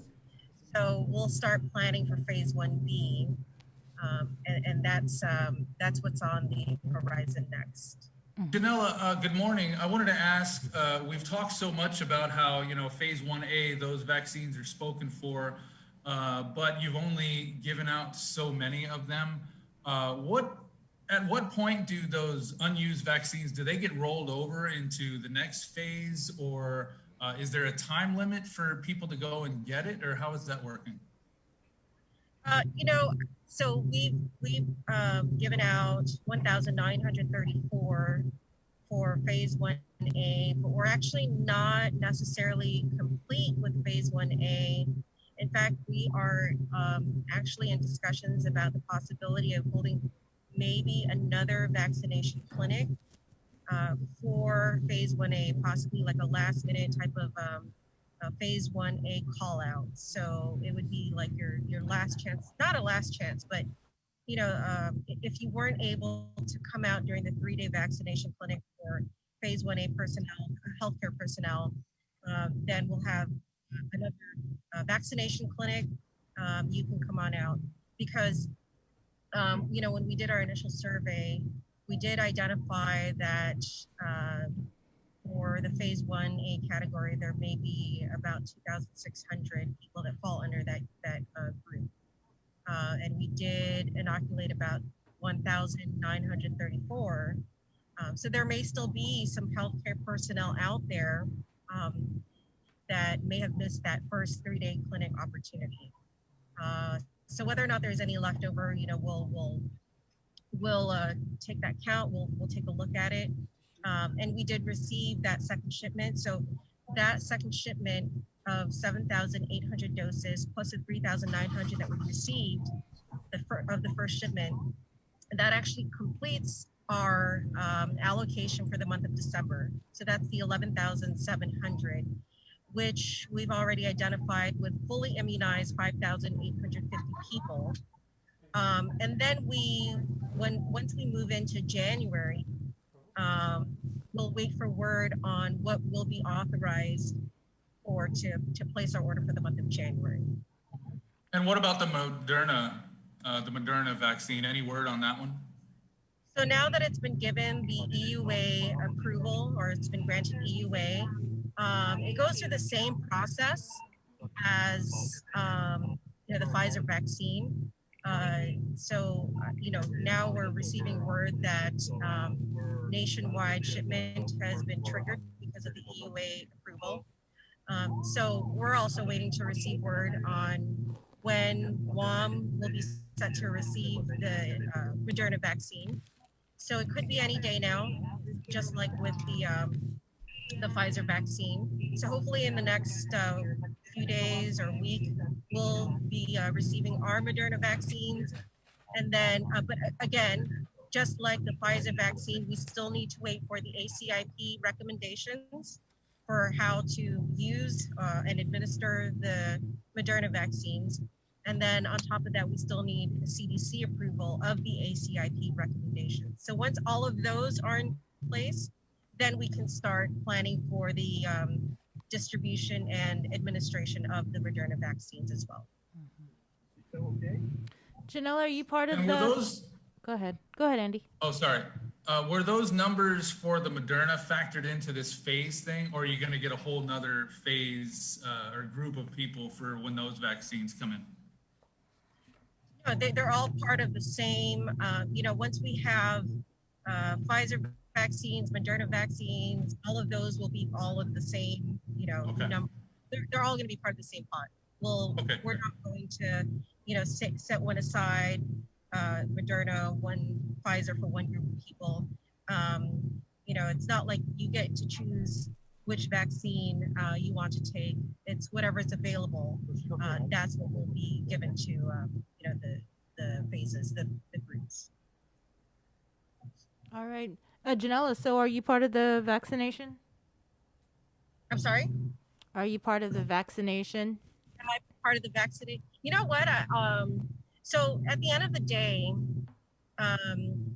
when the vaccine is diluted, it has to be used within a certain amount of hours. And so at the end of the day, there are times when we have extra doses available, and if they're not put to use, they just go to waste. So at the end of the day, we may have like 3-5 doses left over, and if it's say 3 o'clock, we're closed, nobody's in line, we do have some available, and they offer it to the nurses, of course, and then they go down the line. So I was actually able to take the vaccine. So I did take the vaccine on Saturday. I waited till the very last day because I wanted to make sure that, the nurses first were offered it, those who actually fall under the phase 1A. So finally on Saturday, after everybody else at Public Health who were really the priority listing got theirs. So then I volunteered and I did receive the vaccine on Saturday. So how are you feeling? Did you have any side effects or anything at all? I did. My arm was hurting, so it felt like a 300-pound man punched me on my arm. But otherwise, I'm okay. It's kind of like when you haven't worked out in so long and you worked out your arm. It's like a sore arm from working out. That's all it is. But other than that, I feel perfectly fine. All right. Anything else you want to share before we let you go? I just want to encourage the community to come out to our mass community testing in Micronesia Mall, and also to the Tees and Carnival grounds in Barrigada. And then also, when it's your turn to take the vaccine, please do take it. We really do encourage the community on both mass testing and the vaccine. All right. Thanks a lot, Janella. Merry Christmas to you and the family. Merry Christmas to you guys. Thank you very much.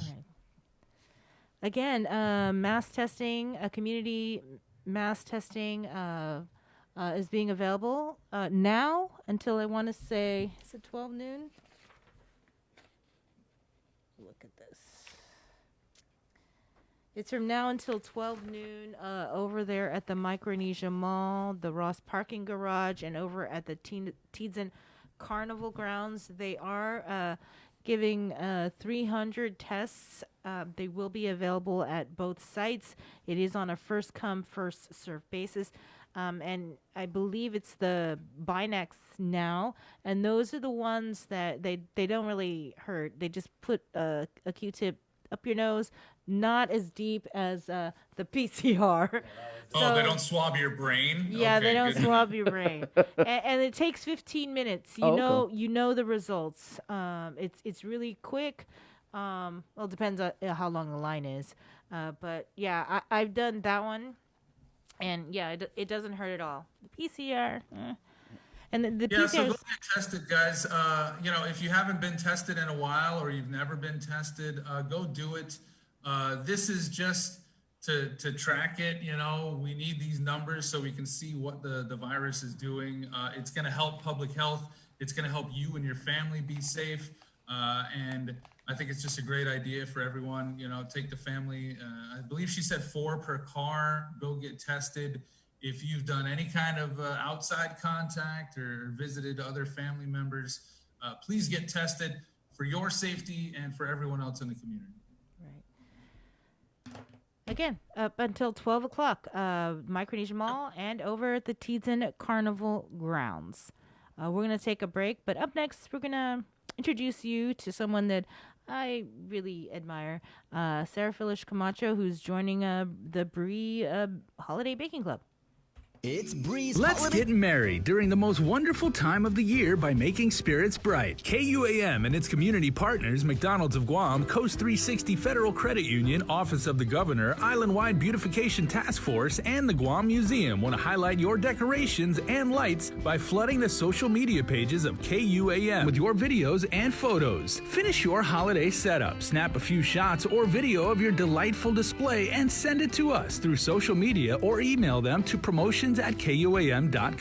Check out our posts every Friday or tune in to KUAM News Weekend Edition for a special montage of the submissions certain to be making spirits bright with every broadcast. Warmest holiday wishes from McDonald's of Guam, Coast 360 Federal Credit Union, Office of the Governor, Island-Wide Beautification Task Force, the Guam Museum, and KUAM Communications.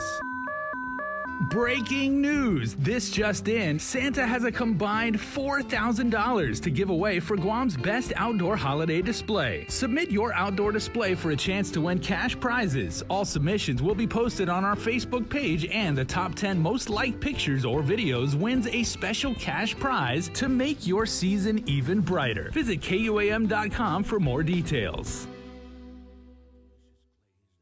GU Self-Storage, conveniently located near the Harmon McDonald's. We offer affordable rates, online payments, and auto bill pay for your convenience. Plus gate access daily from 6 a.m. to 9 p.m. Call us today at 648-7867 for more information.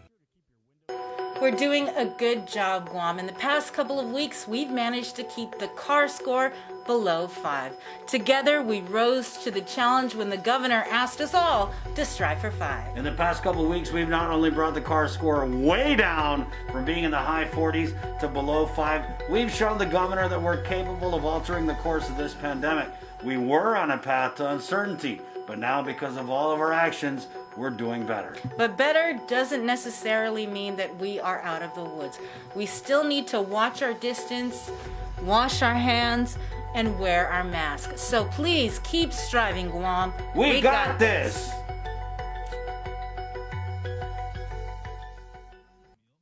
Catch the holiday soundtrack starting December 1st through January 5th. You'll be treated to an all-day festive playlist only on Breeze 93.9 FM. Also streaming on KUAM.com and the KUAM mobile app. Let's spread joy and holiday cheer this season. Holiday soundtrack is brought to you by Domino's. Visit Domino's.gu for faster, easier online ordering.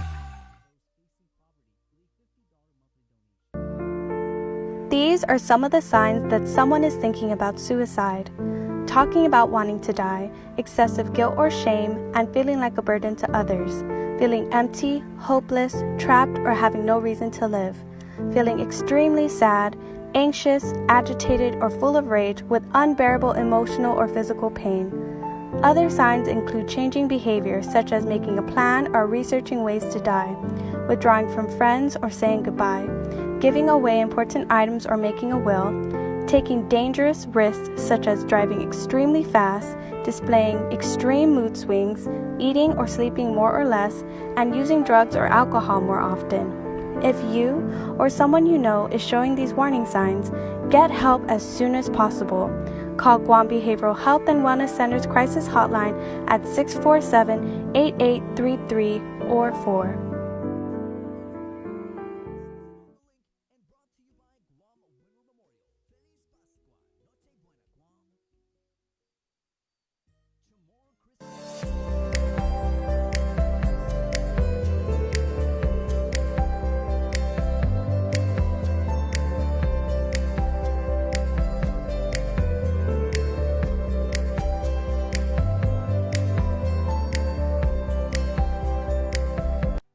Feliz Navidad, Feliz Navidad, Feliz Navidad, Prospero año y felicidad. Oh yes, Feliz Navidad! Candy, the Candyman, there with Feliz Navidad, his version from Live Local Fridays, 9:16 in the morning. We are back with the show here. It's The Link. Remember the show being brought to you by Calvo Enterprises and IT&E. And we're back with your host, Sabrina Salas, Matt Tanati. Bree, good morning. I'm actually really excited about this next segment. It's the Bree Holiday Bake Club. Especially when it's named after you. I know. Yeah, I did the promo for this when they rolled out the script, and I read through it the first time, and I was like, oh, wait, Bree. I'm like, what? That's going to be a lot of... Because, I've been watching the show when you and Chris, start, battling with food and everything. When you bake something and he gets mad and he comes the next day and he makes something. And I was like, when I heard this, he gets mad. I mean, I remember that one time, I think you said something wrong about something he made and he just was butthurt the whole time. It was those lemai donuts or something, man. That was crap. I'm sorry. So when I saw this, when I read the script, I was like, okay, this is going to be especially, and it's a holiday themed thing, so it's going to be a really beautiful one. Yeah, he was hurt. I'm just not the type. I can't really sugarcoat stuff, It's like, Chris, I'm not gonna stab you in the back. I'm gonna stab you from the front. I just don't play that. Straight up savage. But anyway, so for the holiday season, we've got the Bree Holiday Bake Club summer cooking, but it's okay. And so, like for example, last night I stayed up late because I was trying to make this Russian tea cookies, and they were really, really good. My son actually liked them. In Russia, tea cookie makes you? Okay. And so anyway, I called up my friend Sarah, and she put something together, and check it out.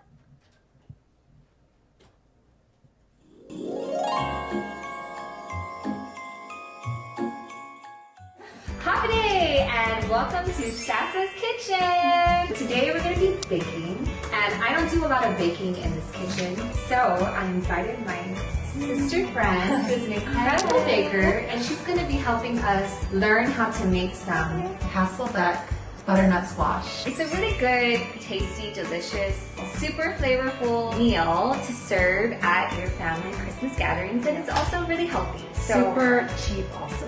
And with us today, we have our trusty videographer, Mr. Frank the Crank Camacho. Yes. And our judges. Our grips over here, we have Marcella.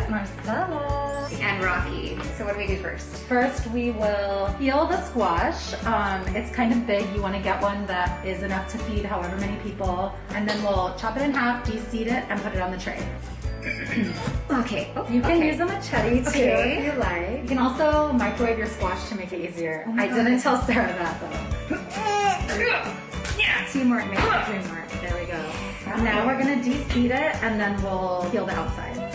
Butternut squash is surprisingly easy to work with, even though it is really hard to cut into. And then the nice part is when you cook it, just so flavorful, and it's almost like meat if you're looking for a meat substitute. We're gonna be glazing this squash, so even if you do have a little bit of like skin stuff on it, that's okay, because it's gonna all get cooked really yummy in the oven. Hey, someone's vomiting. Oh no.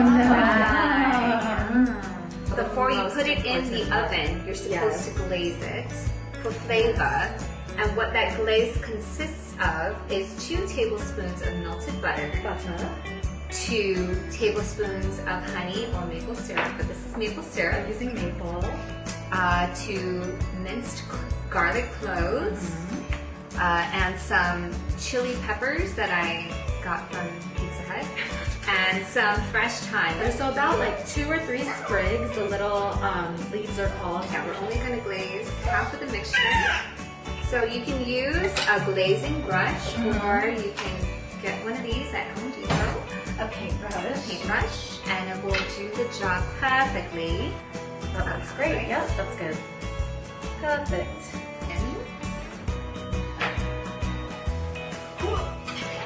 Yeah. Okay, so it's been 20 minutes, and it's time to pull out the butternut squash to reglaze and cut. Slice and then reglaze, yeah. While Sarah's doing that, I have a joke for you guys. Ready? Why do Chamorro men have such broad shoulders and such flat foreheads? Do you know why? No. Why? Because when you ask them something, they go, yeah, I don't know. And when you tell them, they go, oh, I knew that. That's a good one, bro. That's a good one, you guys. Okay, so there's a trick here to cutting the squash, because what you want to do is cut it not all the way through, okay? So careful because it's really hot, okay, guys? And then what we're going to use is our 2 paint brushes here, glazing brushes like this. It leaves you like a half-inch of space at the bottom. Oh, bless you. Don't worry, it didn't get in the glaze. And the trick is to make it very thin. Yeah, you want it really thin. Careful. So this time you want to try to get in between, which might be a little bit tricky, but that's okay. If it just goes on top, that's okay. It'll get in there. It'll get in there. It'll drip on in. Wow, that smells so good. Okay, make sure the kids are next to the oven. That's right. No kids in the oven.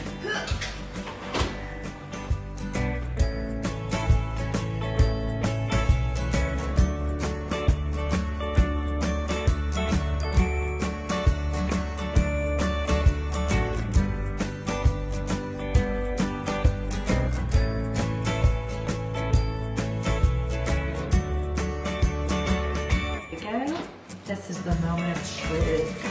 It's perfect. You can't smell this, but this smells amazing. Oh my gosh, oh my so jealous that gosh. she wants to come on here. One.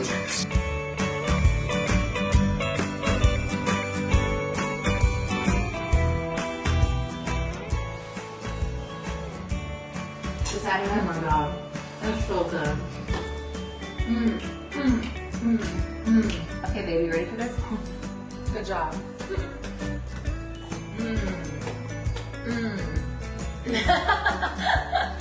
He was like he's gonna spit it out. It's easy, it's fast, it's affordable, it's healthy. Make you feel and look good, guilt free. Merry Christmas, Merry Christmas, and thank you for having us. Thank you. Adios. Bye. Wow. That looks so good.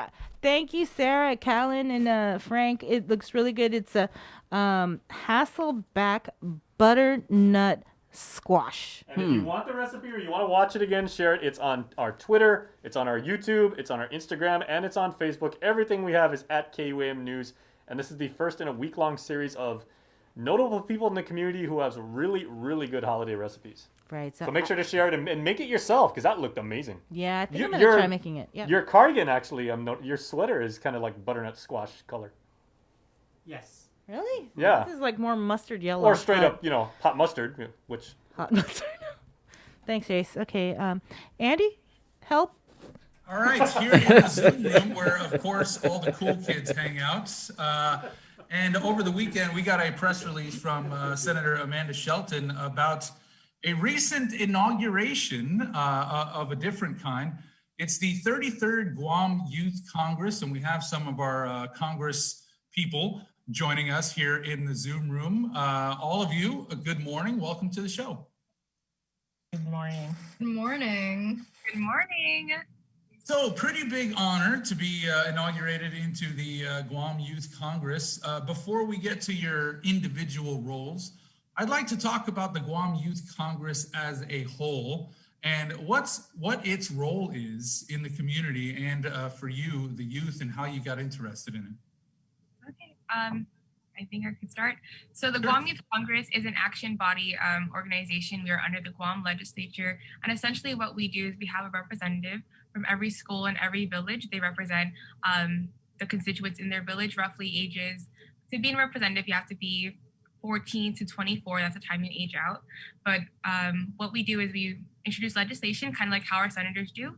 We have committees, committee hearings, and so we really try to mirror the legislature, and we have the same exact format as well. And so every session, every month, kind of like our senators, we go in, we discuss the bills. Once it's passed by our body, it goes to our oversight chair, which will then be introduced into the Guam legislature. Some of these bills that came from the Youth Congress is Bill 155, sponsored by Senator Biscoe Lee, which is the Youth First Aid Mental Health Act of 2019. That was a Youth Congress bill. Plastic ban bill is also a Youth Congress bill. And so we see right now, we can see a lot of bills that are within the Guam legislature that kind of originates from the Youth Congress. So that's kind of a snippet of what we do. We also have committees, kind of like our senators. We have public safety, health, tourism. So we really try to mirror our senators. So this is like the Congress Junior, so to speak. And did you all get into this because you have dreams of possibly a career in politics someday? I mean, as for me, I do believe service above self. I want to give back as much as I can to my island. Public service is the route that I chose to go. And that's kind of what I plan to do. And maybe I plan on running for senator one day, don't know yet. But I will say that being in the Youth Congress gives me that background, gives me the experience, the firsthand experience of doing motions, introducing legislation, getting the votes. So thank you. So Stephanie, we want to hear from your other your colleagues here. So Al, Kiana, Nolan, feel free to jump in here. What's been your role getting into the Guam Youth Congress? So for me, I started the Youth Congress as a JFK high school student, and it's funny because no one wanted to run as a Youth Congress for our school. So I put my hand in, and luckily I got into the Guam Youth Congress, and here now I'm on my. You gotta love it when you run unopposed, huh? Yes. So yeah. So yeah, this is my. Do you have dreams of a possible future in politics? I don't want to say that yet, but currently I'm planning to go to law school, and I think Guam Youth Congress helped me think through the policy aspect of the law itself. Kind of on-the-job training, so to speak. You get a good idea of how these laws, because in school you learn, all right, the bill is presented and it goes to committee and then all this, but actually being part of the process gives you a pretty good understanding of it. Definitely. Kiana, would you care to jump in? Sure, yeah. So I ran for Youth Congress when I was a freshman in college. I'm a sophomore now. I actually didn't win that election, so I ran again, and here we are, and it feels great. You're not bitter, are you, about that first loss, are you? Andy, no. I think it's Kiana versus Nolan that time. Yeah, it was me versus Nolan Flores. But now we're colleagues, so we can all get along. Yeah, and to be honest, like it was a really good thing that he won, because at the time I was just really, I guess I was really inexperienced in a lot of ways. And I knew I wanted to be part of something, but I just didn't know what I wanted to do yet. And this year when I ran, I had a solid platform, so it all feels really great. I actually never wanted to get into politics. My superlative in high school was most likely to be governor, and I was so upset. I was like, I will never get into politics. I started as a nursing major, and then I had a great opportunity to intern at the legislature. And after that summer, I switched my major to political science, and now I just really want to be, a leader in our community now and in the future. So, yeah. Well, I think that's good that, a lot of people go through that at a young age. You're not sure what you want to do. I mean, your parents have an idea and you're just kind of feeling it out as you go. And then for some reason you got into this, this service to the people, and you're like, okay, this is something I can kind of get on board with. Is that kind of how it played out? It's crazy, yeah. Well, just make it up as you go. I appreciate that. Nolan, so we're talking to you now. We'd like you to jump in. How did you get involved in the Guam Youth Congress, and of course, defeating one of your now colleagues in that previous election? Oh yeah, that's a funny story Kiana likes to tell, but I'm glad we both represent the university now, so that's good. And for me, it started, I knew about Youth Congress like going through high school. I didn't know too much about it. Our school didn't have a rep. So I didn't really get involved until college, when a few people, Al, Stephanie, were telling me I should join Youth Congress. So then I looked into it, and then I ran. I won that election, and I served half a term since it was a special election. And I think I did a lot of, I learned a lot during that half term, which was a little weird, right? Because it's only a year and everyone's kind of already set in their positions and stuff. But I think I made a lot of new friends. I learned a lot of the process of it, and then I decided to run again. So this is my first actual full term. So yeah. I see you've already got the senator shirt down. So is there a future? Oh yeah. A future in politics for you? Love the floral. Matches the last name. So I wanted to ask you guys, you know, you're in the Youth Congress. I am not so much a youth anymore. I'm 44 years old. So our interests are probably a little bit different. So what are some of the things you feel that the adults are kind of passing off that is not important to them, but you feel is important to you, so you would like to present to the Congress? Anyone, feel free, jump in. Well, I mean, we had an, I briefly mentioned it, but on K57, I wanted to do a lot of cottage food. You know, with the pandemic, we're seeing a lot of home-based bakeries. And so I think one of the policies that I want to push for this term is to, for cottage food. That means like, you know, the hot cocoa bombs, the bakery, just kind of getting more local support for that. And so that's one of the things I want to push for. But I know the representatives that weren't able to come today, they're pushing for a more sustainable local future. I know my legislative secretary, Kiana, wants to do a styrofoam ban, so we talk about that as well. We do have a lot of policies that we want to implement in the next 2 years that is, you know, for a sustainable future, a circular economy, and so a lot of those ideas. Okay, Al, Kiana, anyone?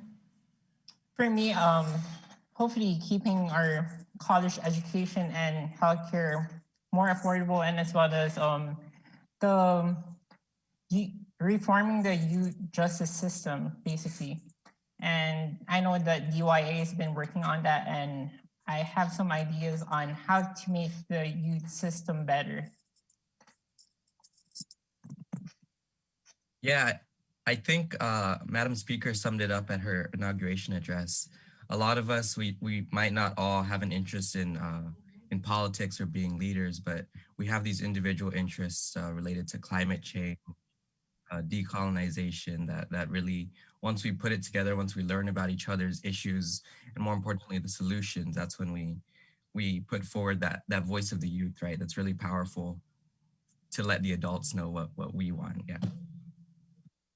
Yeah, I mean, everybody's mentioning such great things in terms of, you know, what the youth want. I mean, personally, my platform is centered around empowering women, destigmatizing mental health, and, you know, sustaining the environment. And I'm just now realizing when you ask that question, those are all things that, you know, a couple years ago, they weren't that popular topics. There weren't a lot of women in government. And now look at us, the Youth Congress has a female majority, and the Guam legislature has a female majority in the 35th and now in the 36th. You know, mental health wasn't always taken really seriously, but now, especially with COVID, we're seeing just how serious it is, right?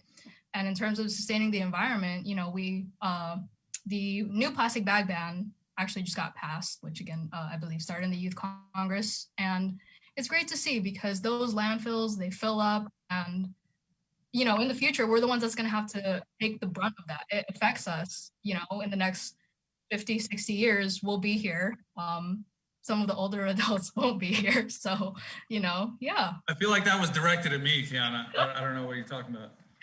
I'm going to be here forever. Oh, I'm looking forward. But, you know, it's interesting to get your perspective, because a lot of times, you know, in politics and things like that, a lot of adults can be, the kids, you know, they have their crazy ideas, but, you know, what? Just never mind, leave it up to the adults. So you and the rest of the 33rd Youth Congress, you're actually in a position to, you know, take these things that are, you know, the younger generation has taken to heart, and try to implement them, try to get them to the legislature. So it's a pretty big responsibility. I feel like, you know, you're standing up there for the youth of Guam. And it is a big role. So what would you like to say to the sitting senators in the Guam legislature about what you've got planned for this Congress? To the senators in the 36th Guam legislature, we hope to have a lot of collaboration in the future. We're going to be going to you. We're going to be asking questions, because, you know, we're still the youth. We don't know the ins and outs yet. And so please don't be annoyed by us if we keep asking questions, because we want to learn more, and we want to learn how we, on our level, on the youth level, how can we help implement these policies that are important to us. So a lot of collaboration and a lot of support. Thank you.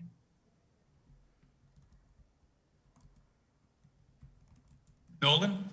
Yeah, I'd say the same thing. Just a lot of be expecting collaboration between us. A lot of pestering you. Maybe once our Oh, bills you pass. kids, you pestering kids. Jeez, Yeah, leave us adults even in the alone. youth Congress. Because once our bills pass, they also, if we want them to become law, they also have to pass through the legislature. So we're gonna have to find the senators that are interested in our bill and say, hey, how's my bill doing? Has it been referred yet? Stuff like that. So I think maybe, no, I don't mean to say we work harder, but there's a longer process for us. Al? I agree with Stephanie and Nolan, and it's just a matter of working together for the betterment of our island, especially for the youth of Guam. And also, I hope that please take into account that whatever policy that you make, it affects the future of our island.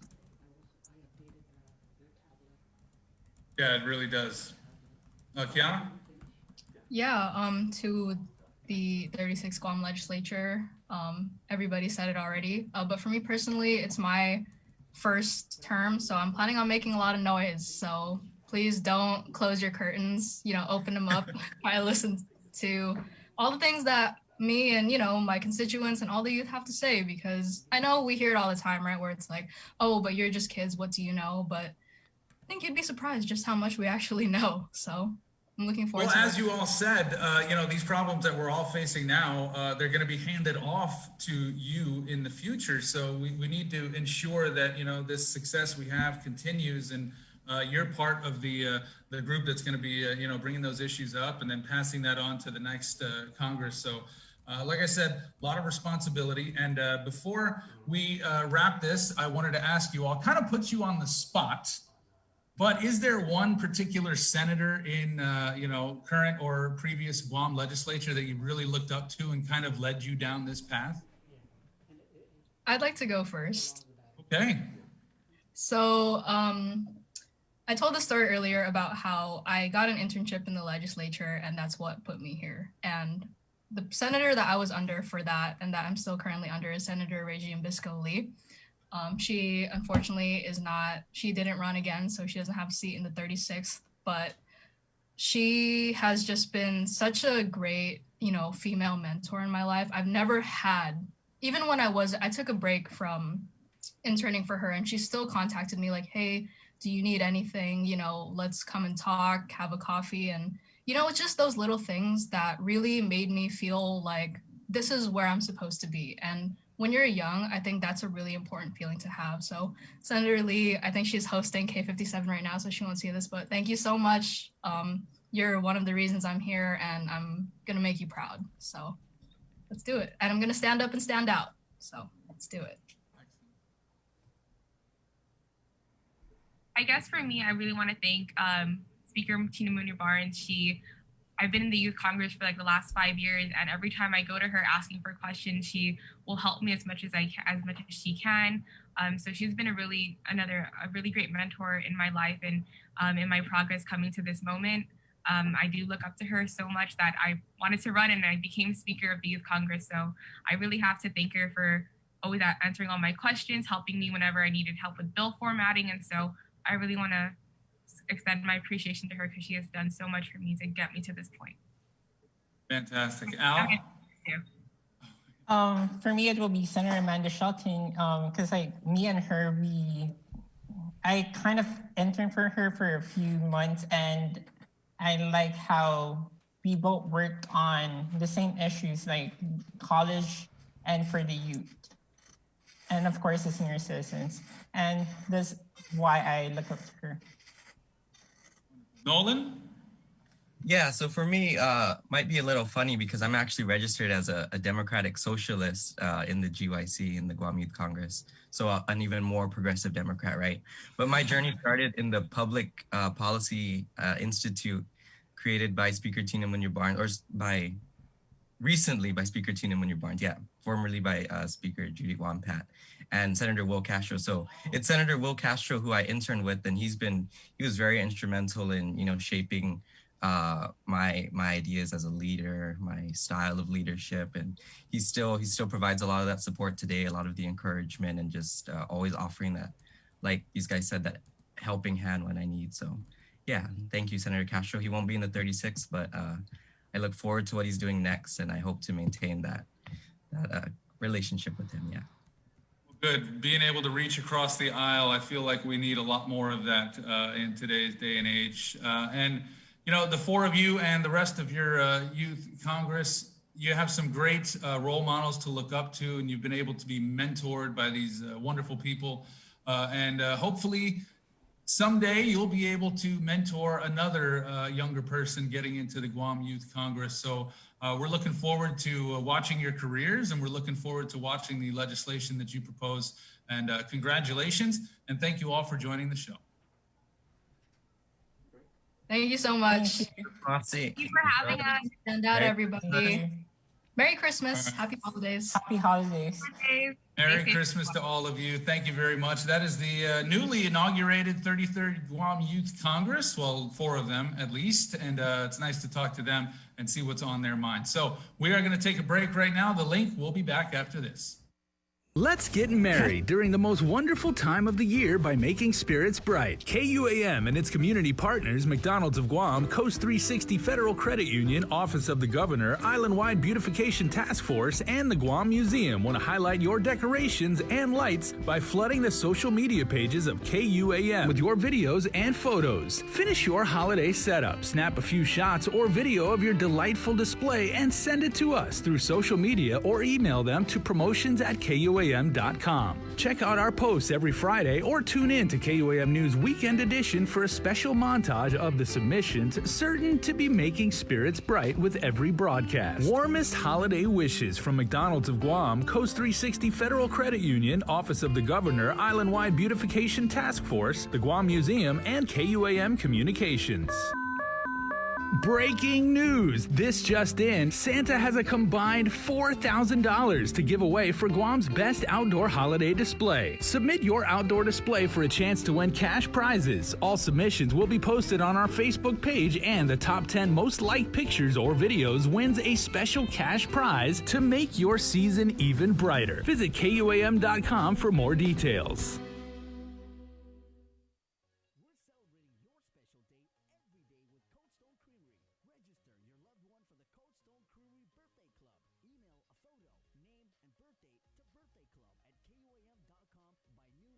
We're doing a good job, Guam. In the past couple of weeks, we've managed to keep the CAR score below 5. Together, we rose to the challenge when the governor asked us all to strive for 5. In the past couple of weeks, we've not only brought the CAR score way down from being in the high 40s to below 5, we've shown the governor that we're capable of altering the course of this pandemic.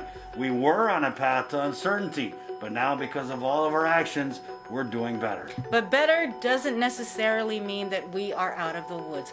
We still need to watch our distance, wash our hands, and wear our masks. So please keep striving, Guam. We got this.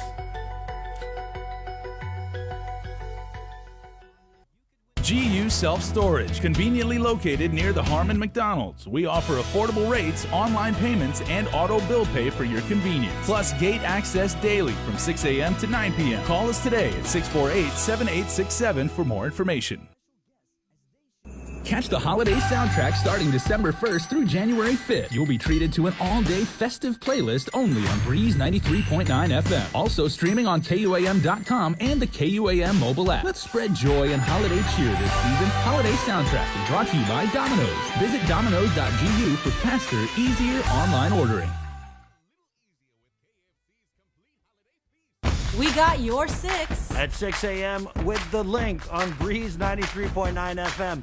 Bree and I connect you with all the latest news and information you need to know to start your day. Then check back with Guam's news leader at 6 p.m. for the day's top headlines with KUAM News Primetime. From 6 a.m. to 6 p.m. and everything else in between with KUAM Digital, we got your 6.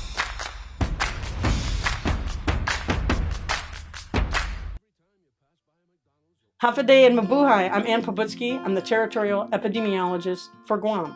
Wearing a face covering protects you and those around you. We know that COVID-19 can be spread by people who are not showing symptoms, which means they are asymptomatic. Because Guam remains at risk for significant community spread or transmission of the virus, it is a necessary precaution to wear a face covering when you are in public. Everyone must wear a face covering when they leave home, have it visible at all times, and put it on when they see others nearby. Face coverings are required for everyone when shopping at stores, seeking healthcare, and inside the workplace. Covering your face reduces the chance that you will unknowingly infect someone else if you are carrying COVID-19 but have no symptoms. Prevention saves lives. For more information, please call 311 or visit our website at dphss.guam.gov.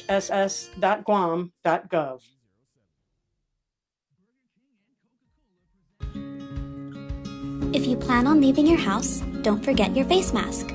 Along with hand washing and social distancing, wearing face masks can drastically reduce your risk of infection. Many people who catch COVID-19 can be contagious before they even start showing symptoms. The more people who use face masks, the less the virus can be transmitted and fewer individuals are exposed.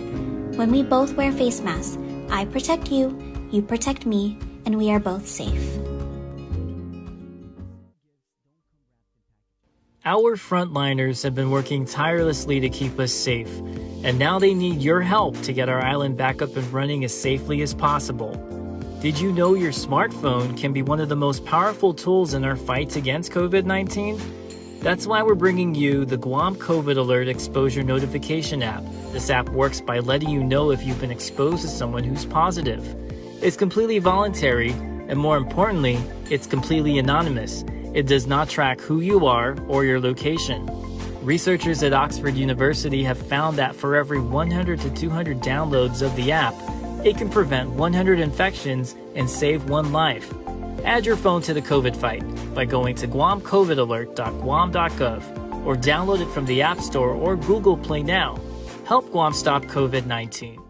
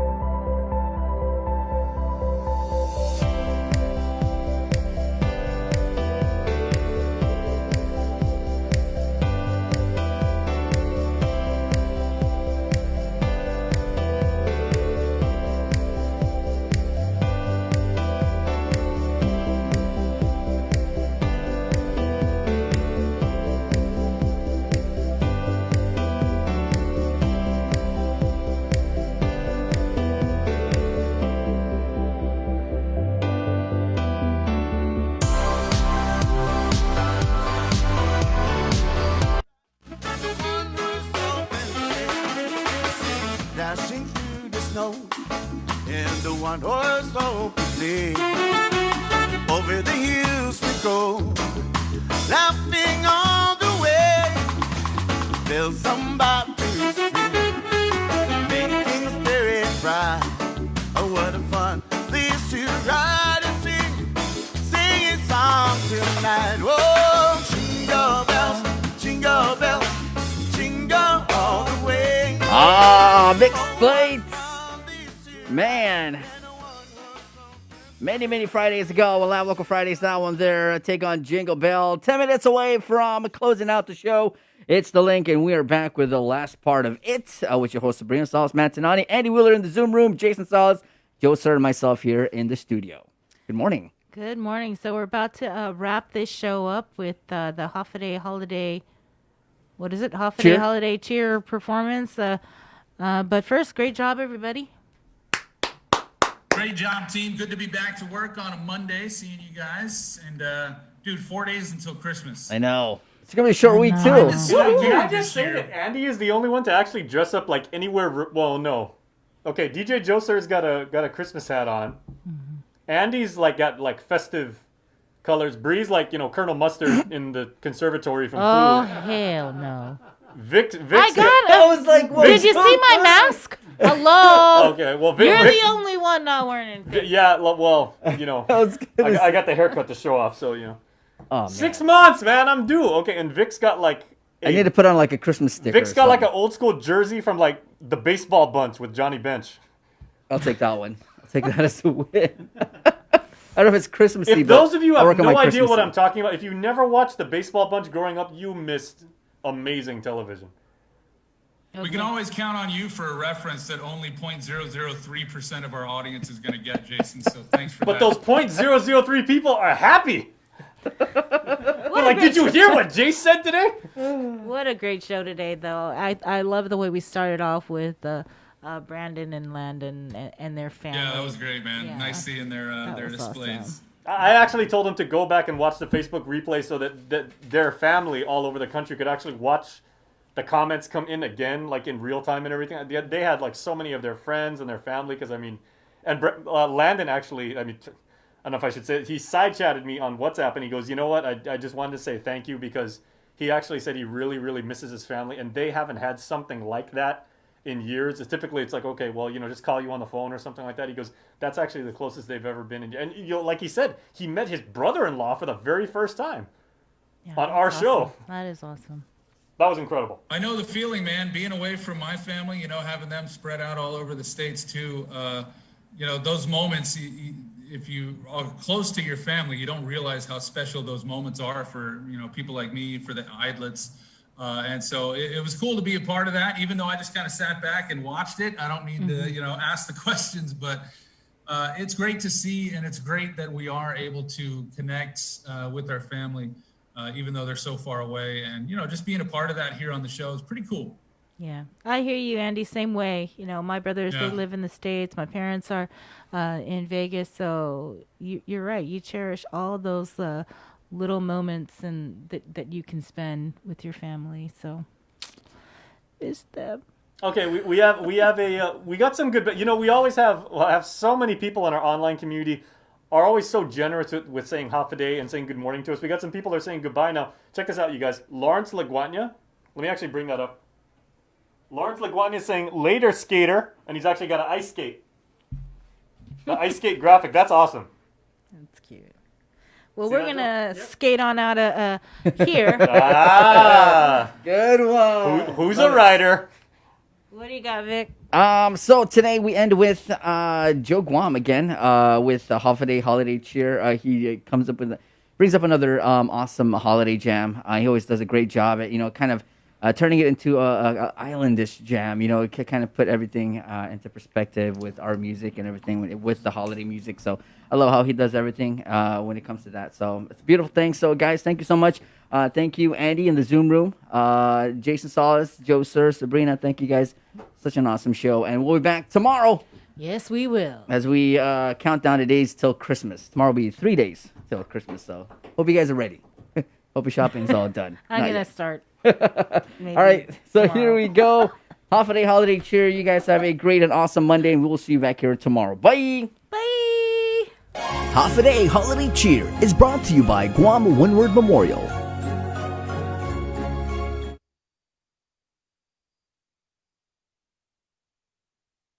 Bells will be ringing, the sad, sad news.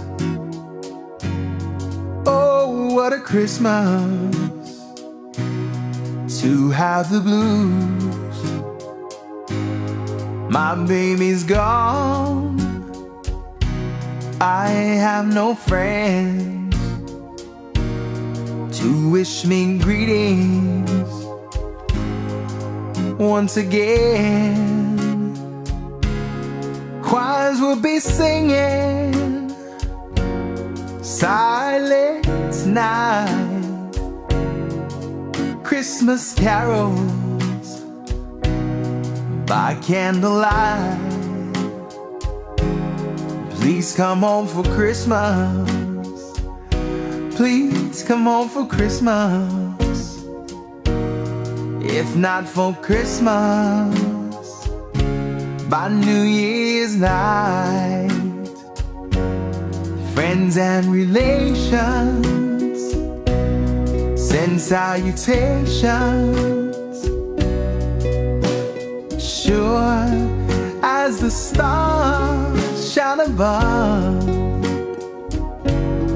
But this is Christmas, it's Christmas, my dear, the time of year to be with the one that you love.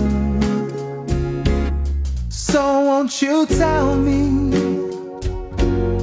you'll never more roam Christmas and New Year, find you a home. Be no more sorrow, no grief or pain, and I'll be happy that it's Christmas once again. There'll be no more sorrow, no grief or pain, and I'll be happy that it's Christmas once again.